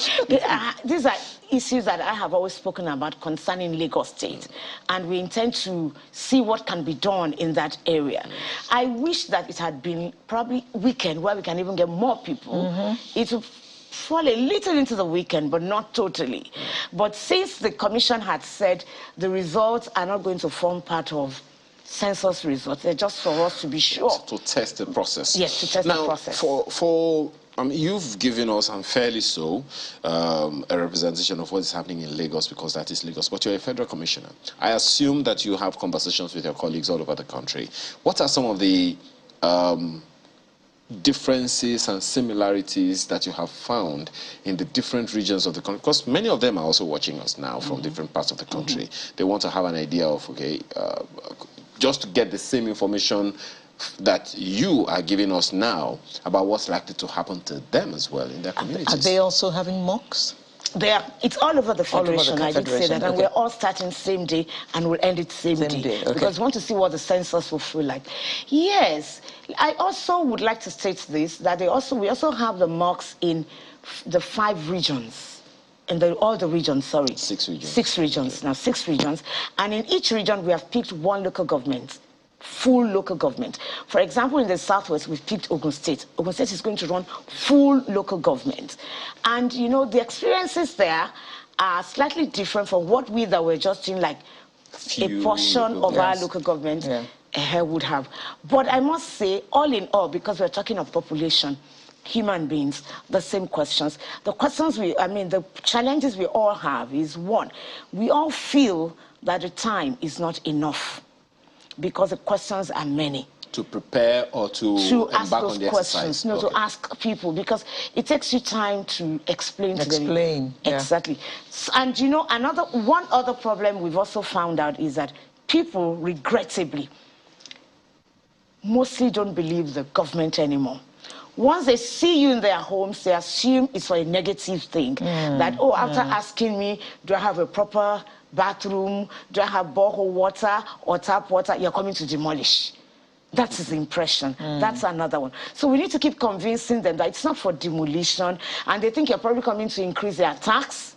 And we need to keep telling them we don't even have anything to do with all those. We are population, we are like you. We need you to help us to succeed. So you just have to cooperate with us. That is a lack of understanding of our mission is also part of it. And then we also have some very hard to reach areas due to the situation in the country. We have security issues as well, which every Nigerian is facing. We also have issues of even some of, with due respect, those that we believe should understand still don't understand. Some even feel that at this time, Nigeria should be talking about more food, better security, and that we should not spend money on census. Okay. Perhaps, madam, it is valid. All those concerns are certainly valid. But perhaps the challenge then is insufficient communication or information. I told you the last time I continue to sing that song by a popular musician at the time. In these days, the word we'll use for Kollington Ayinla at the time will be trending. One of the foremost musicians at the time, making a song in one of his, I think it was in one of his most famous albums, putting that song, that beat. Yes, census, you know. So, and it was even that song was a popular, was a public domain song. He just put it in his own album. But we don't have such anymore. The radio and TV stations all over the nation, so that these things can open. Information is inadequate. So you don't blame people who are pushing back because they don't know what your objective is. They're suspicious. For they care, you are FBI. Well, you see, you're to make it even more, the CIA. Oh my God. See, I totally agree with you. But I would also want to say this. You would recall that channels, especially, you've been our voice since 2015 that I have become the commissioner. From day one, you have always... wait a minute, 2015 is 2015, right? Yes. Just to be clear. Okay, go on. You know, I discovered from day one, channels has been very, very supportive. Other stations too have been. But like you did say, we're talking about 200 million people, Nigerians. Just yesterday, channels, you also showed some of our door-to-door outreach on census, which we did at Ikate, Surulere Ikate, Itire Ikate local government area. What we have decided to do, I mean, leveraging on your advice, is we now go from door to door and we tell them. Getting a big man like any big musician to sing for us is also in the offing. But you see, don't forget, you did say I'm a federal commissioner. It is the federal, the commission, that will commission that. For Lagos State, when we have all support, we do have support, but we have the kind of support we're looking for in total, we could also do that. But again, the commission also will tell us when to start singing this song. You know, the census is in April. Now we're talking of trial census. From now, we don't want to stop singing. So I'm happy because I know my chairman is watching. Everybody's watching, like you did say. When we get back now, we must put back our census song from today. I totally agree with you. But also remember, sir, that most people don't even have television opportunity. The rural areas, we also concentrate on them. And that's why we talk to heads of communities, the royal fathers, the baales, the CDAs. We hold regular meetings with them, the CDCs, the faith-based organizations, all of them, market women. We do talk to them all the time. And we also have flyers. We explain these things to them. Like I've always said, you know, census is a process of processes. We had the enumeration area demarcation, we had the pre-test, we're having the trial census, we would have verification, so many things. So people also get confused. So now we're doing house numbering. They're like, okay, you're doing house numbering. What does that stand for? Then we tell them we're doing verification. We're having this. So we couldn't have started from 2015 to talk about it. We can boldly talk about census now because Mr. President and the Council of State have given us a go-ahead to hold it. In April. Okay, what happened to the good old megaphone? Okay, I was going to tell Mr. Oladeyinde because he said we are now in a digital age. You can't do everything technology, television, radio. What about my great-grandmother in the village by the waterside? She doesn't have television, she doesn't have cell phone. But if you go to the marketplace with a good old megaphone, she's likely to hear it. That's so true. And that's what we are doing in Lagos State. Channels even showed it yesterday. We've started.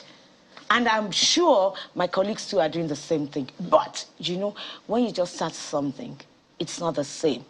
I am very certain this is the bane of the success of the census, information. Okay. And we're not taking it too lightly. You see that awareness, you are going to have to step it up. We must. I agree with you. Well, Mr. Chairman, if you are listening, thank you. You're going to have to step it up for one reason in particular. I talked about songs. Yes. People still remember the 2010 World Cup song, Waving Flag, by Kenan. Of course, you would know one or two songs that are trending right now. And people are still even showing it all over the place. So, some even the song has to be catchy enough for all of us to sing it all the time. We still remember We Are the World by a large number of American artists. Some African artists also got together after that and did Joy of Living.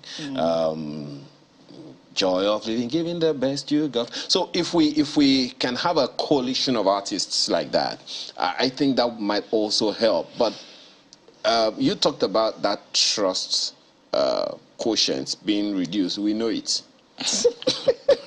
And that is what you are experiencing. That trust quotient is greatly depleted. It is. But the only way to reverse it is by giving people the information that they need. Maybe by way of example, what kinds of questions are going to be asked? The kind of questions we ask, one, apart from names and Because I remember the last time, my apologies for butting you, I remember the last time you were asking them the number of pots they have in their homes. That was for the enumeration area. Number of That's not extracted. I only explained that household in demographic balance is closely in meaning tied to catering arrangements. Yes. If you eat alone, you are one household. If 3 of us eat together, we're one household. We can live in the same room, 10 people, especially in Lagos, and all 10 have different pots, so they're different households. Number of pots. Okay, wait. Look at this scenario. Okay. Oga and Madam live in the main house. There's a BQ with Steward and his wife. Is that 2 households? 2 households. They are, even if the wife cooks separately from the Oga, maybe she has health issues or for certain reasons. Once you don't in the main house, there are two households. There could be 10, depending on the condition. If they eat separately, they have matured children.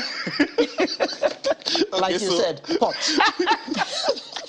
So what kind of questions are going to be asked? Are people getting asked, and so that they can know? And then what kind of pushback have you had from such questions? The questions we'll be asking, we're starting the enumeration proper on Tuesday. The questions we'll be asking, apart from age and the usual vitals, we'll be asking about education.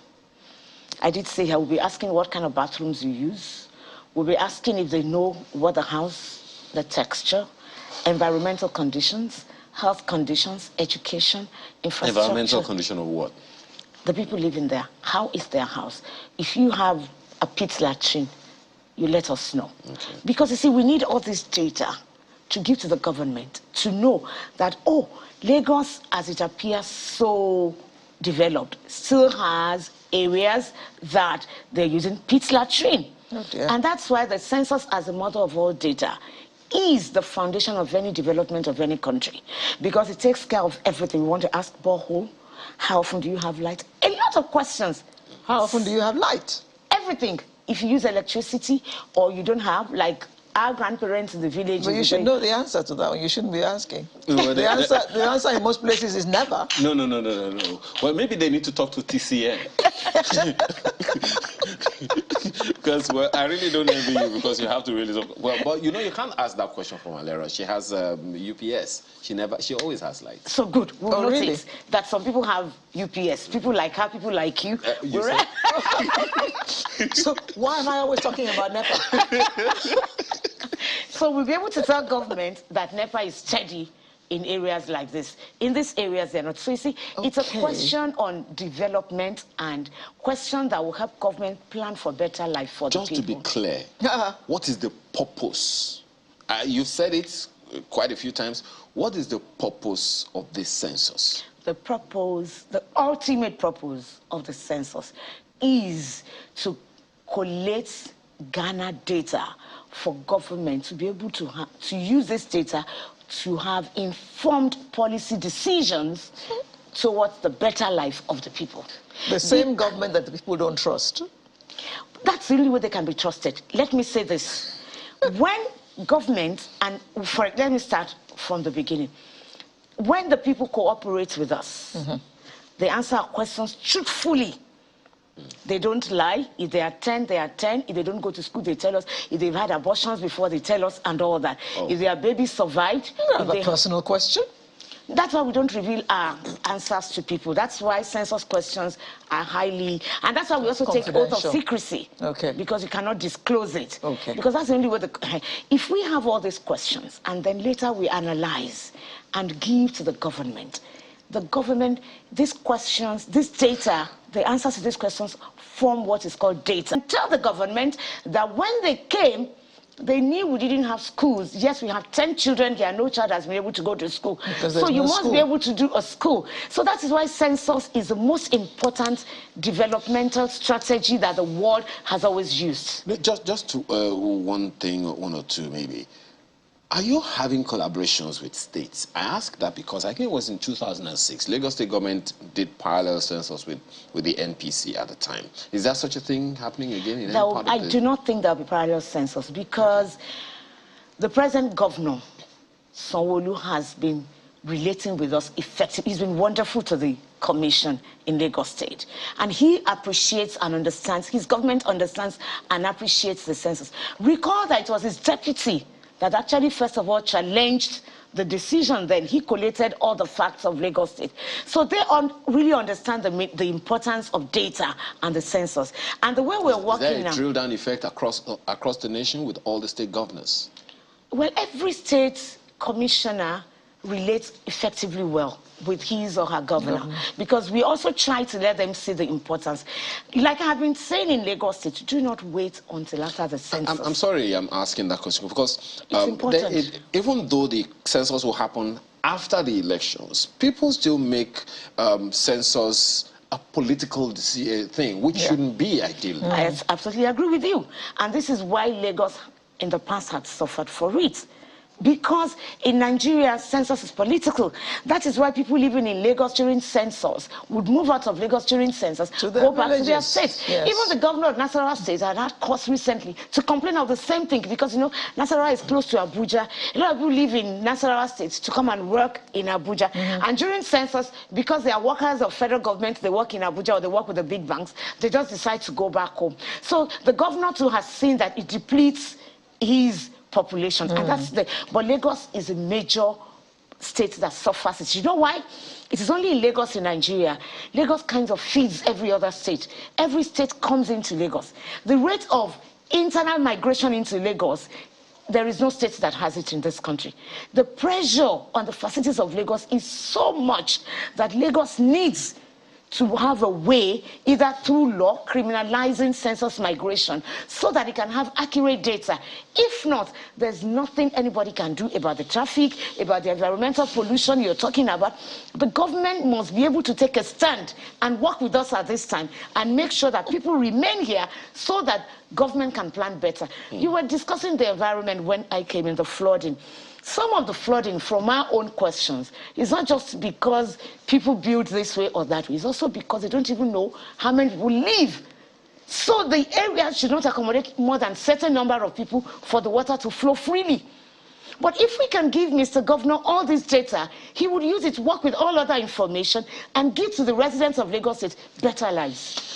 Well, we hope and we actually anticipate. Amen to that. Can Amen. we wait for that to happen? It will. Well, for that, you've told us, let Mr. Governor, we invite Mr. Governor one of these days to come sit with us here on Please, we'll be glad. We'll be glad. Good. You're giving a word on his behalf. Barrister Bimbola Salahuni is Honorable Federal Commissioner representing Lagos State. Thank you so much for your time. Thank you very much, Channels, for always being our voice to make Nigeria a better place. Thank you. So, I'm blushing. Well, you still have your blushing cream? Yes, I do. We'll be with you in a bit. More information coming, and it's hopefully from Osun State this time around. Please stay with us.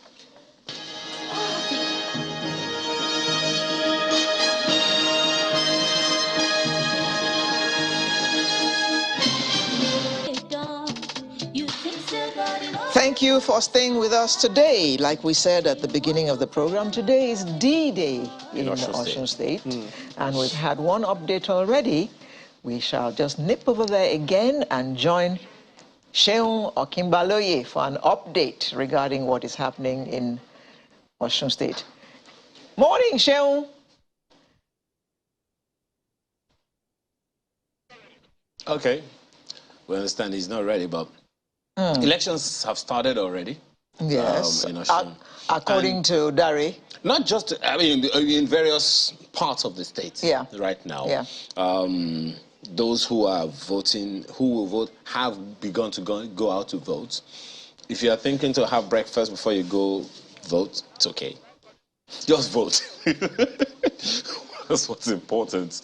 You know, just go ahead and make sure you vote. I'm really hoping, you know. Do you have your PVC, by the way? Yes, I will get it in September. INEC says I should come for it in September. Okay, all right. I haven't been told when to come for mine.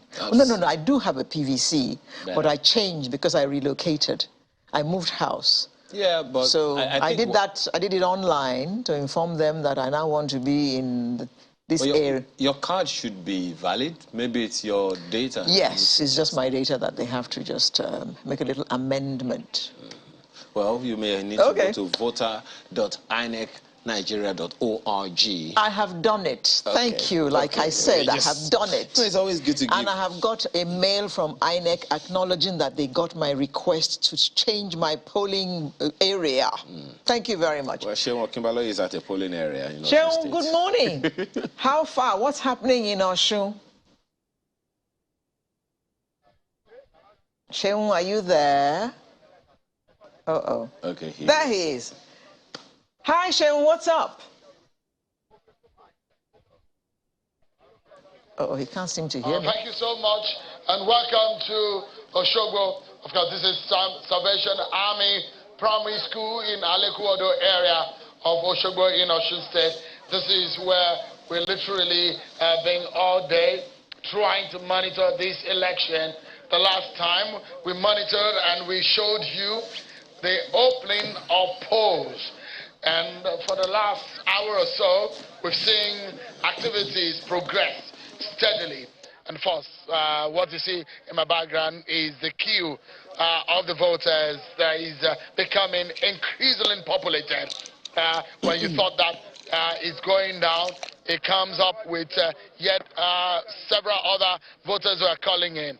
And, you know, the process seems to be almost similar in the areas that we're monitoring.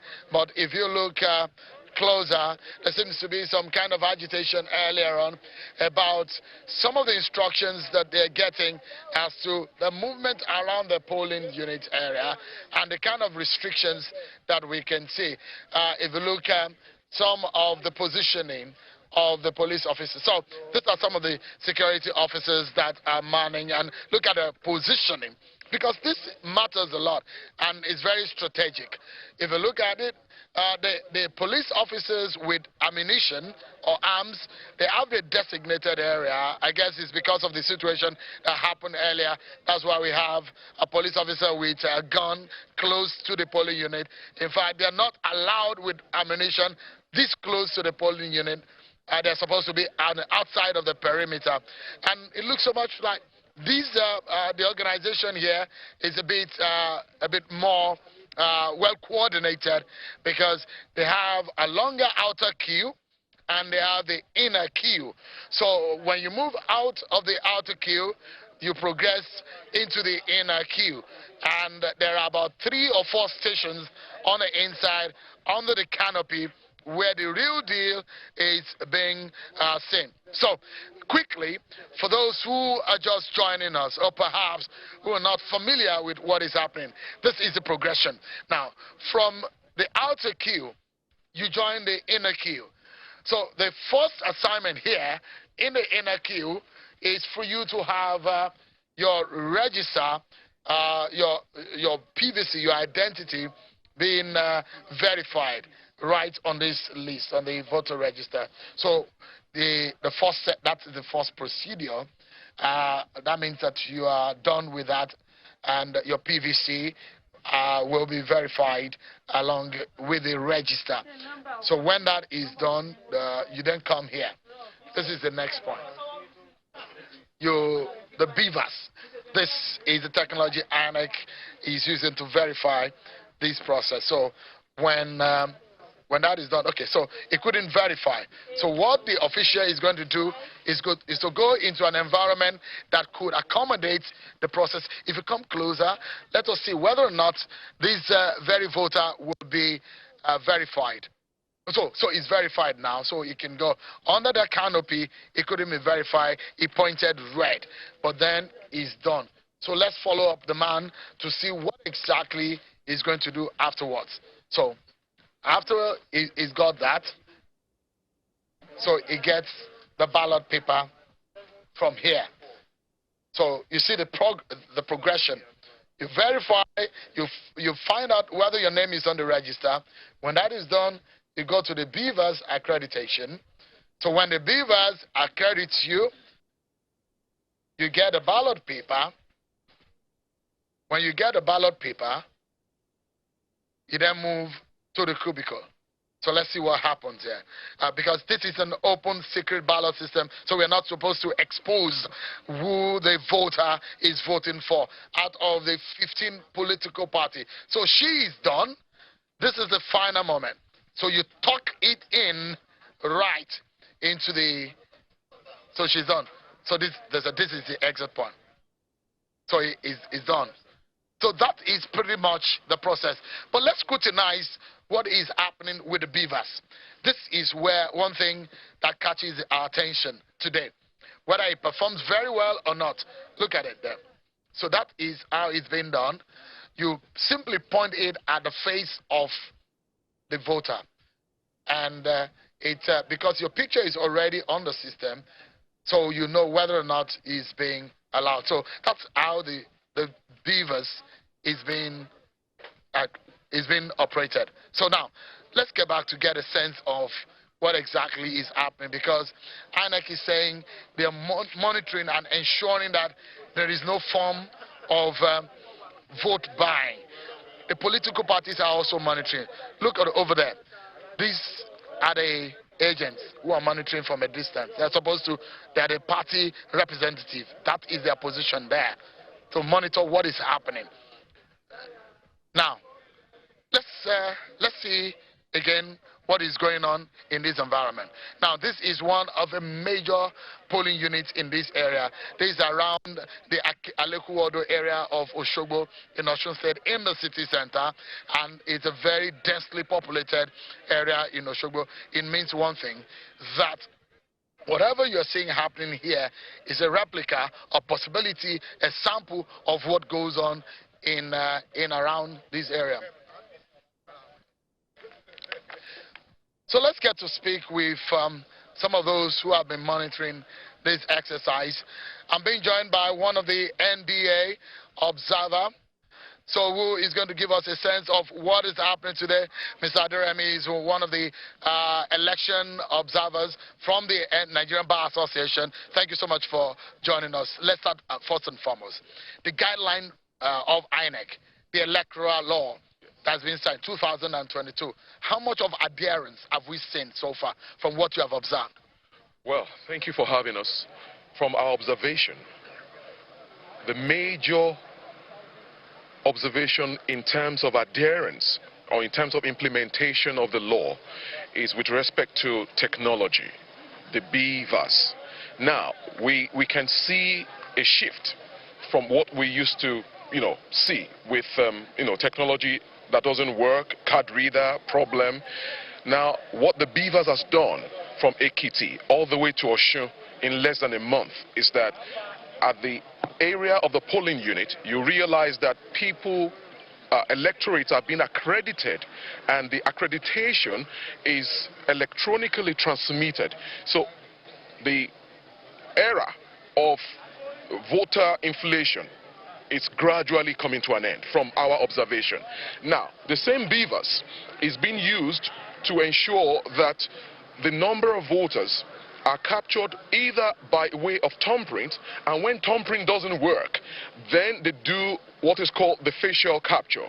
And that has reduced the number of issues we used to have with card readers. Identity theft and all, that is being eradicated. And I think that is a major shift in the implementation of the Electoral Act and in getting us to where we are supposed to be in terms of ensuring that that vote counts. Right. Yeah. So there's one thing that this also has brought into our electoral process. There is a merger of two processes in the election process. That's correct. The accreditation and the voting. There was a time that accreditation ends at about 12, then voting starts afterwards. But now there is a merger of those two processes. Absolutely. Now we have voting and accreditation being done simultaneously. But beyond that, there is an issue of vote buying and this kind of complaints that people saw in Ekiti. Have you observed any sort of thing like that? In Ekiti, we actually observed some incidents, pockets of incidents here and there with vote buying. I encountered some of such situation where it was alleged that there was ongoing vote buying. EFCC men were deployed to different wards. We encountered EFCC, NDLE, the Nigerian police force, apprehending people, apprehending electorate and party agents. We saw that. Some of these incidents were not proven, but we couldn't really. But there were pockets of that. But in Osun, fast forward, we can see that it's minimal. We just or maybe the politicians are smarter. Probably the politicians have become smarter, because someone mentioned that on the day of election you won't see vote buying, you won't see movement of vote buying. That these politicians have done their job a day before or the night before, but we don't know. We just hear these things. However, one positive thing that comes out of this is the fact that if politicians across all the political parties are making such an attempt to buy vote, all right, it suggests one thing: voters' votes now count in Nigeria. We are gradually getting there. Now, since you're a lawyer, you're representing the Nigerian Bar Association in this election. So let's look at the stage where we are at. So I think it's section 22 of the electoral law that talks about vote buying, the punishment, and all of that. But the issue a lot of people will say is, look, why don't we have the Electoral Offences Commission that takes care of prosecution of electoral offenders? That's one thing, a law that is not come to a bill, that has not come to fusion. But how much of prosecution can we have based on the law that we have in terms of vote buying? Because it needs a lot of intelligence to be able to identify. The more the law is being refined, the smarter the politicians are. That's correct. And one of the recommendations that we made to INEC after the Ekiti election, and we told them that they should ensure this happened. Two things.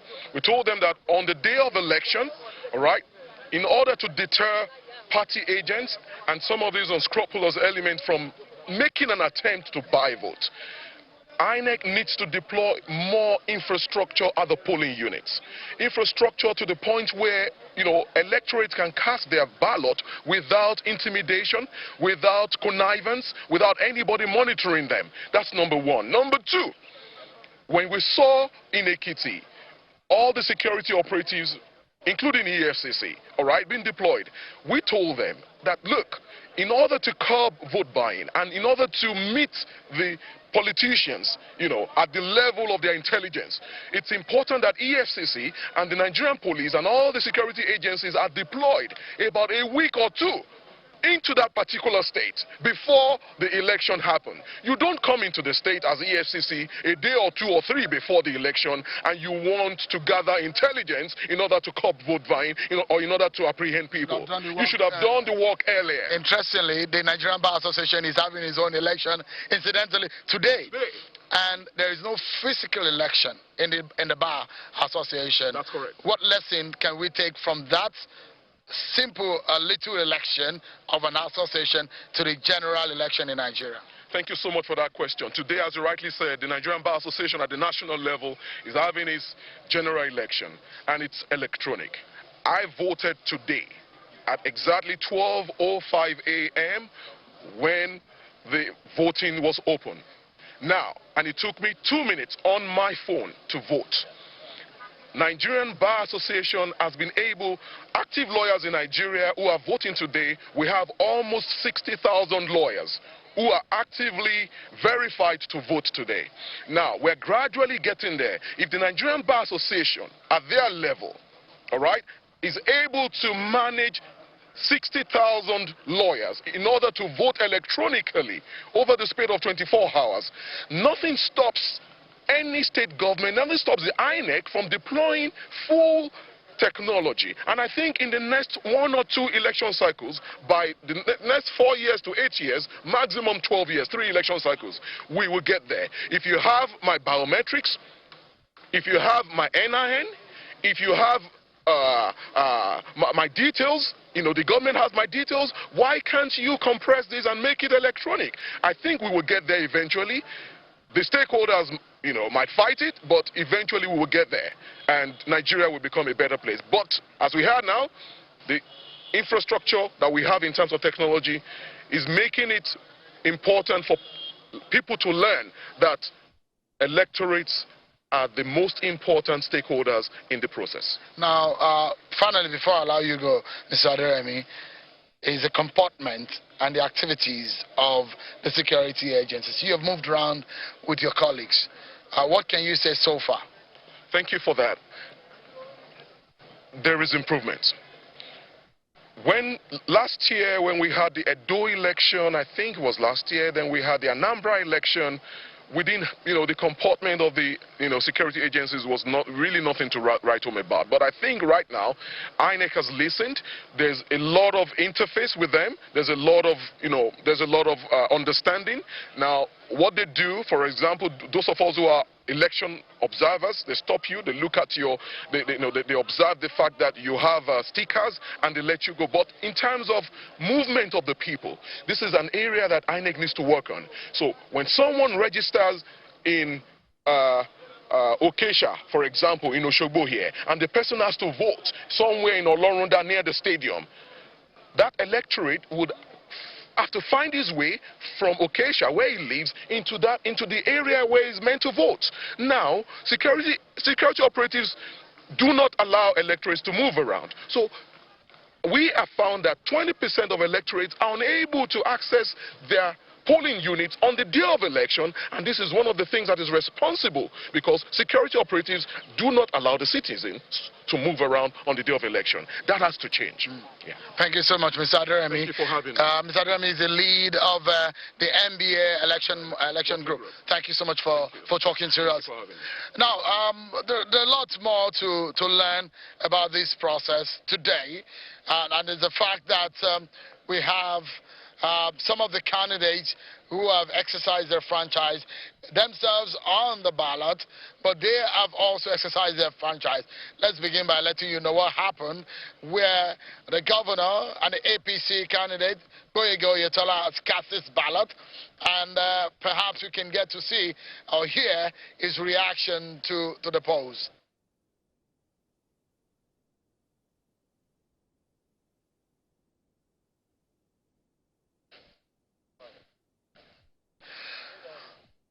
All right, of course, the governor, APC candidate, voted in Iragbiji, his own country, there in Osun State. And of course, the candidate of the PDP, Senator Ademola Adeleke, cast his ballot in his hometown of Ede, of course, Ede local government area. And let's get to hear his view on the exercise. I think INEC has performed very well, because when they were trying to use my fingerprint, it didn't work, and they used my face, bam, and it worked. So that means that they have really improved. Yeah. So what feelings are you getting from other voting areas, sir? Well, the feelings I'm getting that everywhere is calm for now, and I hope it will stay like that. And you are confident of your chances on the ballot? Big time. Very, very confident. My people love me. Osun people love me. I love you, Osun. Thank you very much. Thank you, sir. That's the candidate of the People's Democratic Party, Senator Ademola Adeleke, speaking after he cast his ballot in Ede area. Now, what about the Labour Party candidate and the former Deputy Speaker of the House of Representatives who cast his ballot in Ilobu? I mean, he's been speaking about the exercise and how things have gone. And here is Honorable Osun Yusuf. This polling unit, we are always orderly, and people always come out en masse to vote, and they have done so today. And I'm not going to start commenting on election that is still going on. We are just like 1.5 hours into election, so I can't comment on election that has just started. The only thing I know for now is that I've just cast my vote. It took me about 10 minutes to do so, and I hope in the course of election that process is going to be improved upon. We all know that, and Nigerians in their streets, if we continue to buy votes. Anyway, my own generation is about exiting politics. I just have fear for the future generation. But let me sound a note of warning. If people actually go out today to buy the votes, Nigeria is in problem. All right, that's the candidate of the Labour Party, Honorable Osun Yusuf, a former Deputy Speaker of the House of Representatives. So there you have it. Alero, you can see the exercise seems to be going, and earlier on, the queue was this long, double that what we are seeing right now, but it's gradually dwindling and reducing by the moment. I'd like to let you know that this is not the only polling unit right here. There is another polling unit that you can see just above the perimeter, just above the fence here. It's not as populated as the polling unit that we have here. This is the Salvation Army Primary School in Electoral area of Oshogbo in the state capital, right in the city center. Of course, whatever you're seeing here, as I said earlier, is a sample, a replica of what is happening in the over 3,000 polling units that you have across the state. It's looking like we're getting there gradually in terms of we saw the opening of the poll, we saw the polling and the election, the voting going on. So what we're expecting is when the poll closes, it should close at 2:30. Afterwards, if there is anyone on the queue after 2:30, you are able to vote, but you cannot join the queue after 2:30. But if you're there before 2:30, you'll be allowed to vote. But that's how it's been so far. From what we hear, from what we can see, one would say it's been peaceful, except anything happens that we're not aware of at the moment. But so far, one can say it's been going smoothly. Alero. Okay. Now, Seun, Yaga Africa had raised the alarm, I think it was yesterday, about certain cult groups gathering small arms with the intention to foment trouble. Was the security, were the security agencies able to contain that? Because all seems peaceful to us, because we've already spoken to Dari, and he said all was peaceful where he was too. Yeah, I mean, so we've been drums of war. That is perhaps how you would describe the kind of threat and the kind of stories of violence that we have seen in the past week. There is an intense confrontation and battle between the political parties leading up to now. We understand that arrests have been made. The police told us as much as that. But if you see the deployment on the ground, it will deter to a large extent anyone who is planning to foment trouble.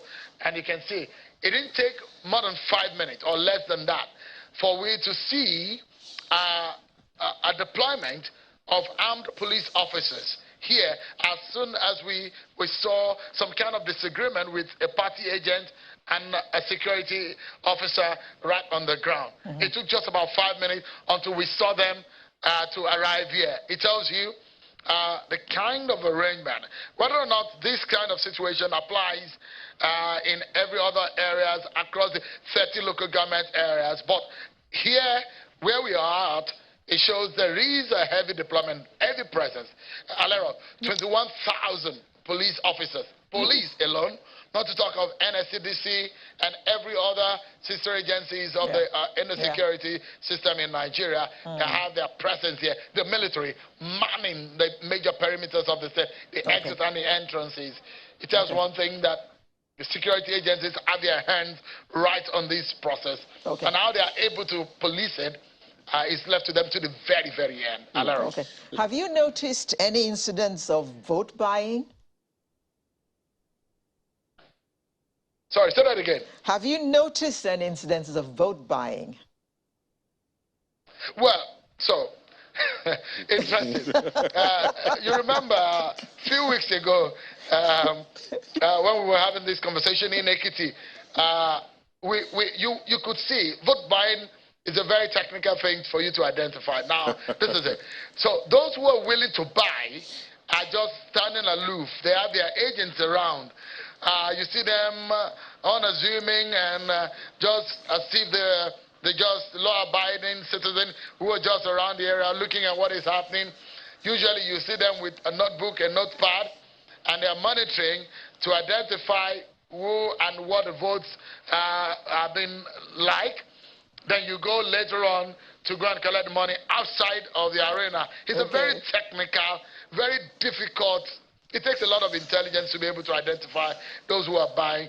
It does look to me from this polling unit that if there is any kind of vote buying, it is being done with a lot of caution and with a lot of wit.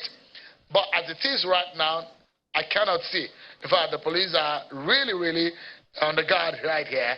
And so far, I've not seen any kind of vote buying right here in this polling unit, Alero. Well, let's just hope we never find out. But let me just ask you this one. You know, one of the issues you had to contend with, Michelle, in Ekiti was that of the issue of voter turnout. And at the end of the elections, I mean, because you know the percentage of people that came out to vote, of the little less than 1 million people that were supposed to vote, about barely 1/3 came out to vote in that election. What do you see happening, you know, in this Osun state governorship election? Because from the last count, there are almost 2 million registered voters or thereabouts. What kind of turnout are you seeing, and what are you hoping could happen? The percentage, if you can hazard a guess from your experience.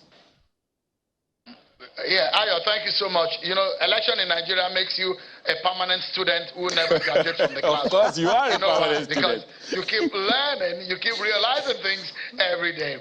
The lesson that we took out, I mean, over the years, I've come to realize that you cannot judge a voter turnout by the turnout you see in the polling unit or in several polling units. Correct. The aggregation of the numbers at the end of the day give you an understanding of what a voter turnout is. Sometimes you see a large number of people coming to the polling unit. At the end of the day, you're being told that this is a percentage, because in the last few years in Nigeria, voter turnout has not been more than, it's not exceeded 40%. Wow. Even in Ekiti, we saw less than that. Now, we're seeing a lot of enthusiasm in the voters. They wanted to come. You see them call at the polling unit early enough, 7:30, 1 hour, 1.5 hours earlier than when the poll is supposed to open. They are there. They're enthusiastic. They are passionate about the process.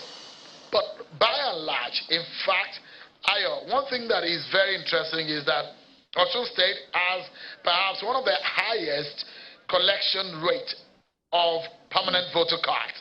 They have well over 70% in the collection rate of permanent voter cards. And if you look at the progression of the voting population, they are nearing 2 million, far better than what we saw 4 years ago in this state. But if 70%, or even, don't let me be too optimistic, 50% of that number comes out, it will be a very, very good outing as far as voter turnout is concerned. But it's too early in the day to know what the voter turnout is. But for INEC, there was an early setting up, which is good. For voters, there was an early turnout, which is good. So far, things are going peacefully, but we hope that it stays like that to the very end. Ayo. I'm actually hopeful and very, very enthusiastic as well, because just as you said, the higher the number of voters, the lower the percentage of voters that turn out to vote. That's what we've seen over the years. God forbid that will be the example in Osun. And in February next year, I don't even, God. But for now, thank you so much, Shehu Okibaloye, for your reporting. And please stay safe, irrespective of whatever you see out there. Thank you so much, Ayo. I hope yourself and Alero have collected your permanent voter cards. I'm getting mine in September. Because, she has hers. Why September? Ayo, what's happening? Ask INEC. Ask Mr. Festus Okoye. Ask Mr. Festus Okoye. They told me to come in September. Oh, wow. Okay, you have to be patient. Take care. It's good to do these things. All right, then. Thank you. Thank you. Yeah. So, yeah, more of that. Also, keep your eyes and ears peeled.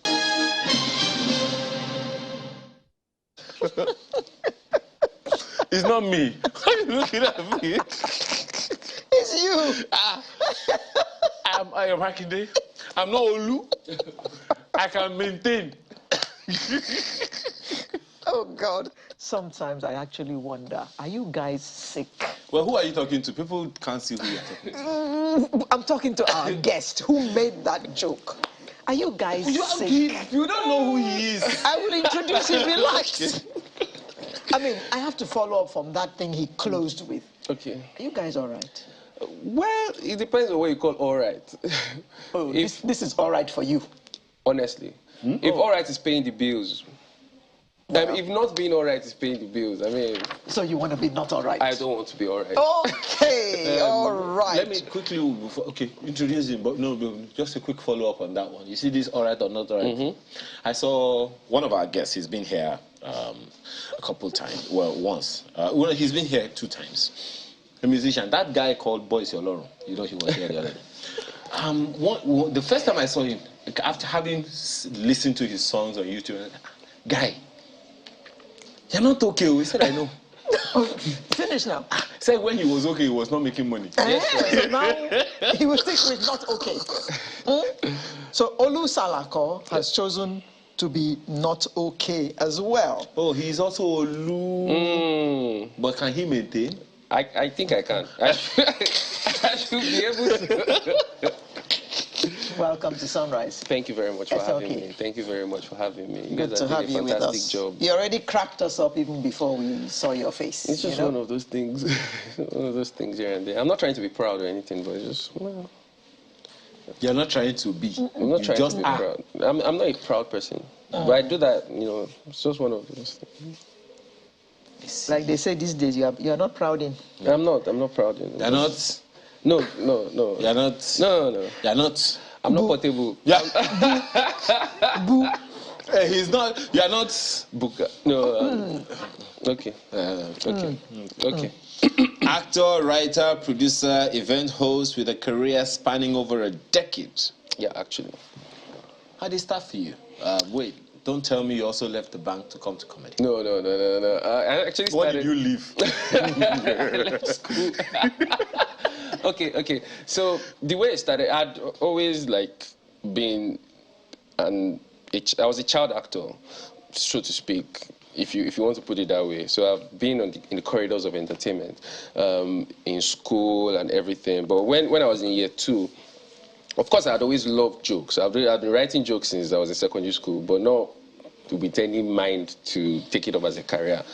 But apparently it dawned on me in year 2 that I think this is what I want to do in my life, because... Year 2, studying what? Where? Electrical engineering. Oh dear. Studied me for... Because I wasn't studying it. Anyways, so I was studying... engineering? I was studying electrical engineering in Covenant University at the time. But I was in a theater group in school. That's a private university. Oh, yes, it is. And his father paid a bomb for him to study electrical engineering. He shocked you? Don't make him feel bad. He's watching this show. He shocked you? And he's studying electrical engineering. Alero. Electrical engineering. He shocked you? He shocked you. Yes, he shocked you. That was a good one. Thank you. No, but so I used to be, I got so engrossed in the theater group thing. Of course, anytime I'm on stage, even as an actor, on stage acting, there was always the funny aspect, because I've been creating jokes, or I just love entertaining people. As a matter of fact, when I was doing my interview to get into Covenant, one of the questions they asked in the letter was supposed to write, what do you enjoy doing? And I wrote it there. Guess what? I didn't even plan. This was before I entered school. I didn't plan on doing comedy. I just said, I like making people laugh. My father saw it and said I should change it to something more serious, like reading or something. But that was actually what I had always enjoyed doing. And I just felt like, you know what, why can't I just take this seriously? I'm almost certain Daddy didn't find it funny. Daddy did not find it. In fact, I have to joke when I say that. It was my results that told my daddy I was a funny person. Because he just looked at, wow. This is so funny. By the time you are seeing the F's, funny. Very funny result. No, you're joking. Am I with a mic? No. You're joking. Okay. You want it to be a joke real bad. You're joking. If you say so. Because your father can't pay all that money and then you... I'm ugly. No, but I always tell him that he didn't waste his money, though. No, he didn't, because I started from school. I mean, yeah, so the good thing is you meet the people you work with from school. Shout out to Emma, oh my God, for example. It was his platform that I had my first stand-up comedy performance ever. Okay. That was 2009. He was also a student, but he had been doing comedy for a while, and so he organized the show. And that was my first stand-up comedy performance. I got a standing ovation. So you now left school. Did you graduate, by the way? No, I didn't. Why not? Comedy. Comedy happened. Oh. So you left school. Yeah. Comedy shocked you.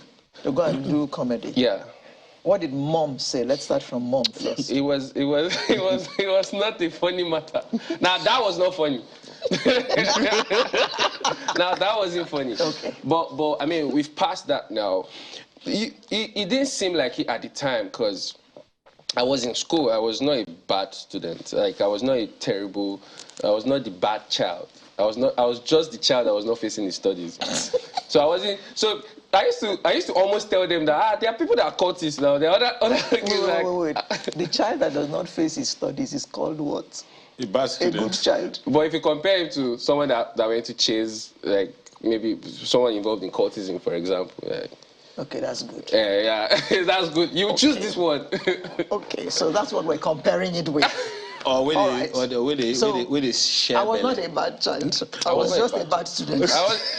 Okay, all right, I hear you. I like the nomenclature. So I wasn't a bad child, I was just a bad student. Okay, so what did your mother say when you now decided to leave altogether and go do comedy? There was a lot of prayers, fasting, a lot of vigils, a lot of deliverance. I can't count how many people have spoken to me in my life. Like, go and talk to him, talk to him, talk to the.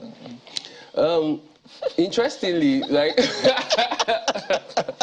but it was all funny to me because I've always been the good child, and so, and it was no. He insists. Okay, I've always been the good child, and I think that was what was heartbreaking for them too as well, because they didn't expect it from me. I'm not saying my brother was a bad child, but I'm sure if they were to choose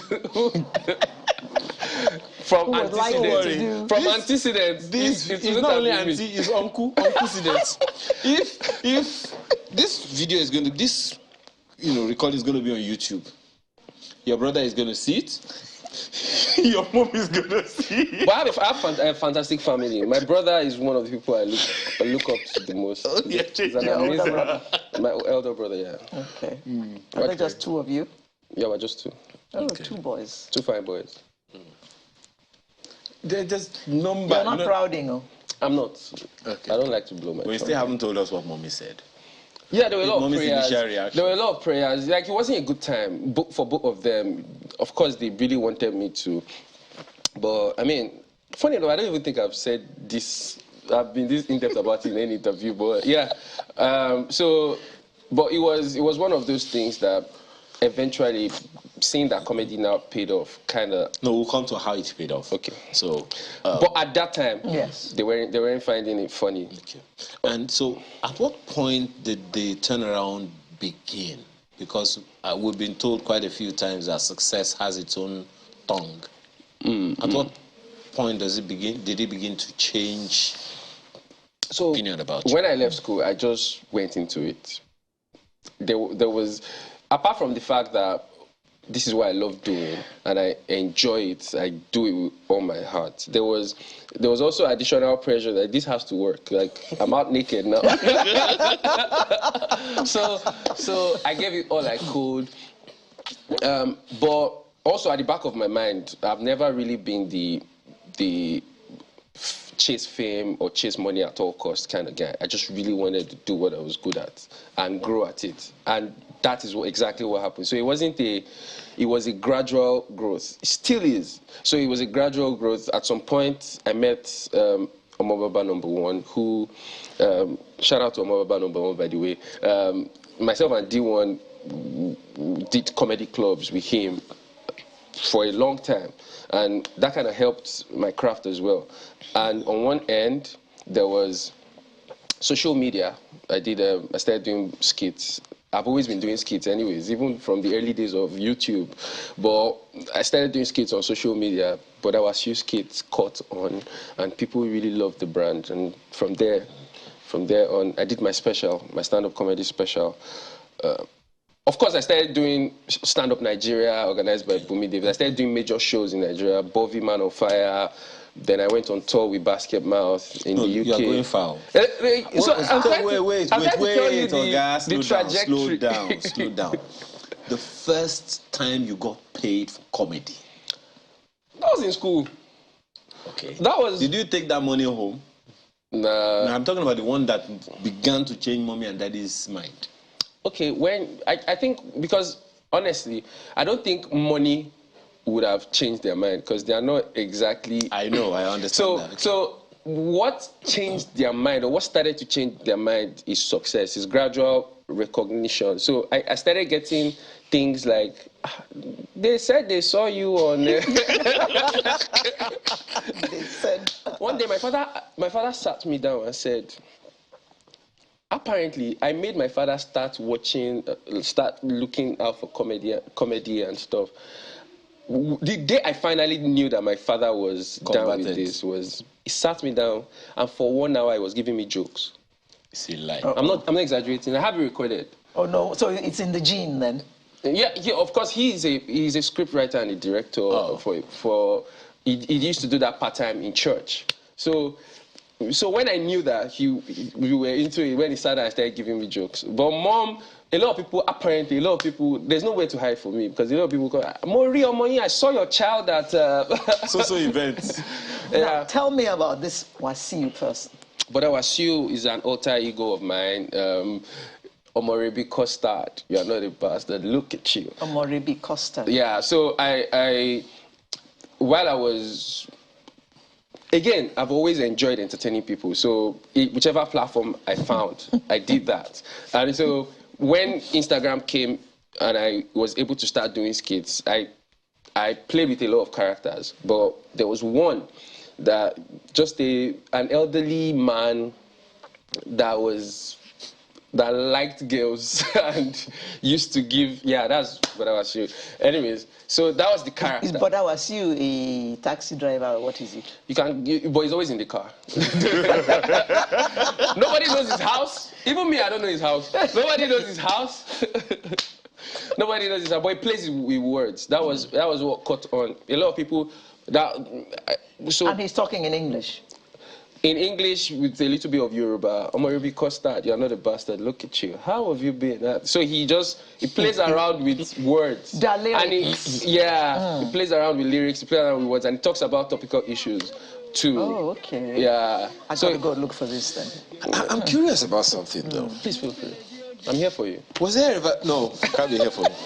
Was there ever a time where mom and dad didn't know you would be hosting an event and you were there and they saw you? I think, okay, no. There was not a time where they didn't know. Okay. But there was a time when I had to host an event when they were there. Okay. But one major one was at my show. Okay. They both came. Okay. They even invited friends. My show in 2018, which also kind of like, it was a blessing and a curse too, because there's just a limit to some things you can say in front of your parents. but yeah, there was that, and there was never a time. Although there were times where their friends will or their people will, and they will be like, "Oh, I heard that you did this. I heard that you did that. I heard that you did that." And my dad started advising me, giving me like practical tips. That leads to, the issue that many young people usually have. Yeah. And that is trusting parents to lead or direct. You have a passion, you want to go all for it, in it fully and all of those things. But it would seem like mommy and daddy are just not seeing what you're saying. For you, it worked out. But for many people, it may not have. What would you, how would you, because it's a very dicey thing. So I think first of all, you need to be true to yourself and not deceive yourself. So you need, and I don't also believe in shutting the door.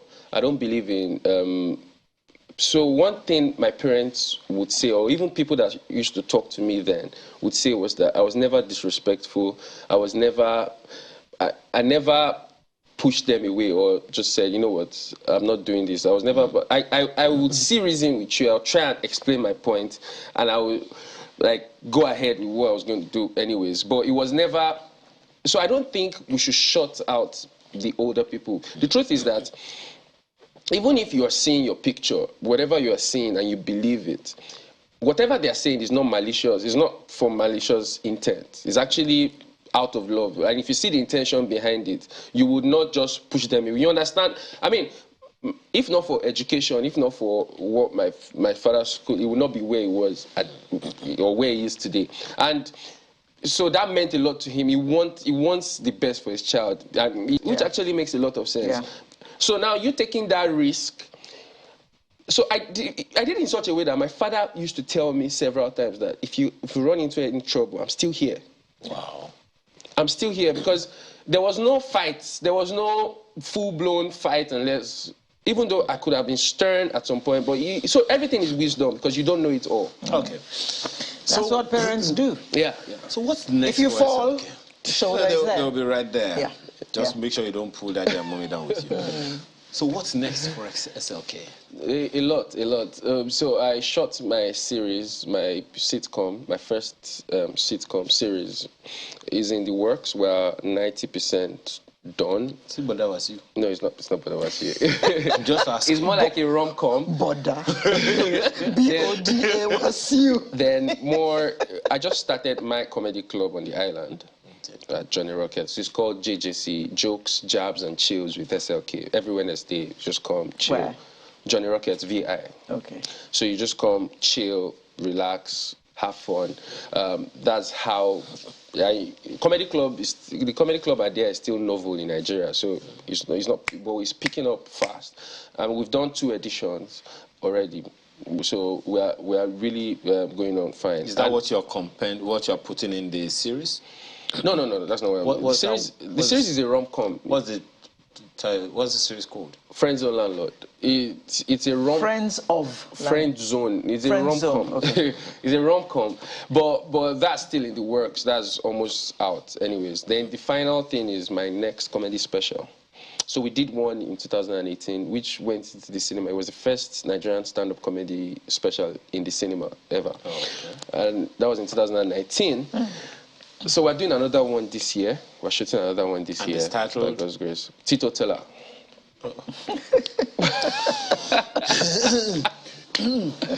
Well, we could go on and on with you, but clearly we've run completely out of time. Oh. We have to thank you very much for being a part of this conversation this morning. But that was you. Thank you very much for coming. But that was you. Thank you very much. Olusalako, also popularly known as SLK, a stand-up comedian. Thank you again for your time today. It's a pleasure. It's a pleasure. And that's it. Yes. For today, the 16th day of July. We'll be back with a fresh edition next Saturday. I'm Alera Ridu, wishing you all the best. If you have not voted and you are in Osun, you reside in Osun, and your voting location is in Osun, please go out and vote. You have until 2:30. Amaya Makinde, have a wonderful rest of your weekend.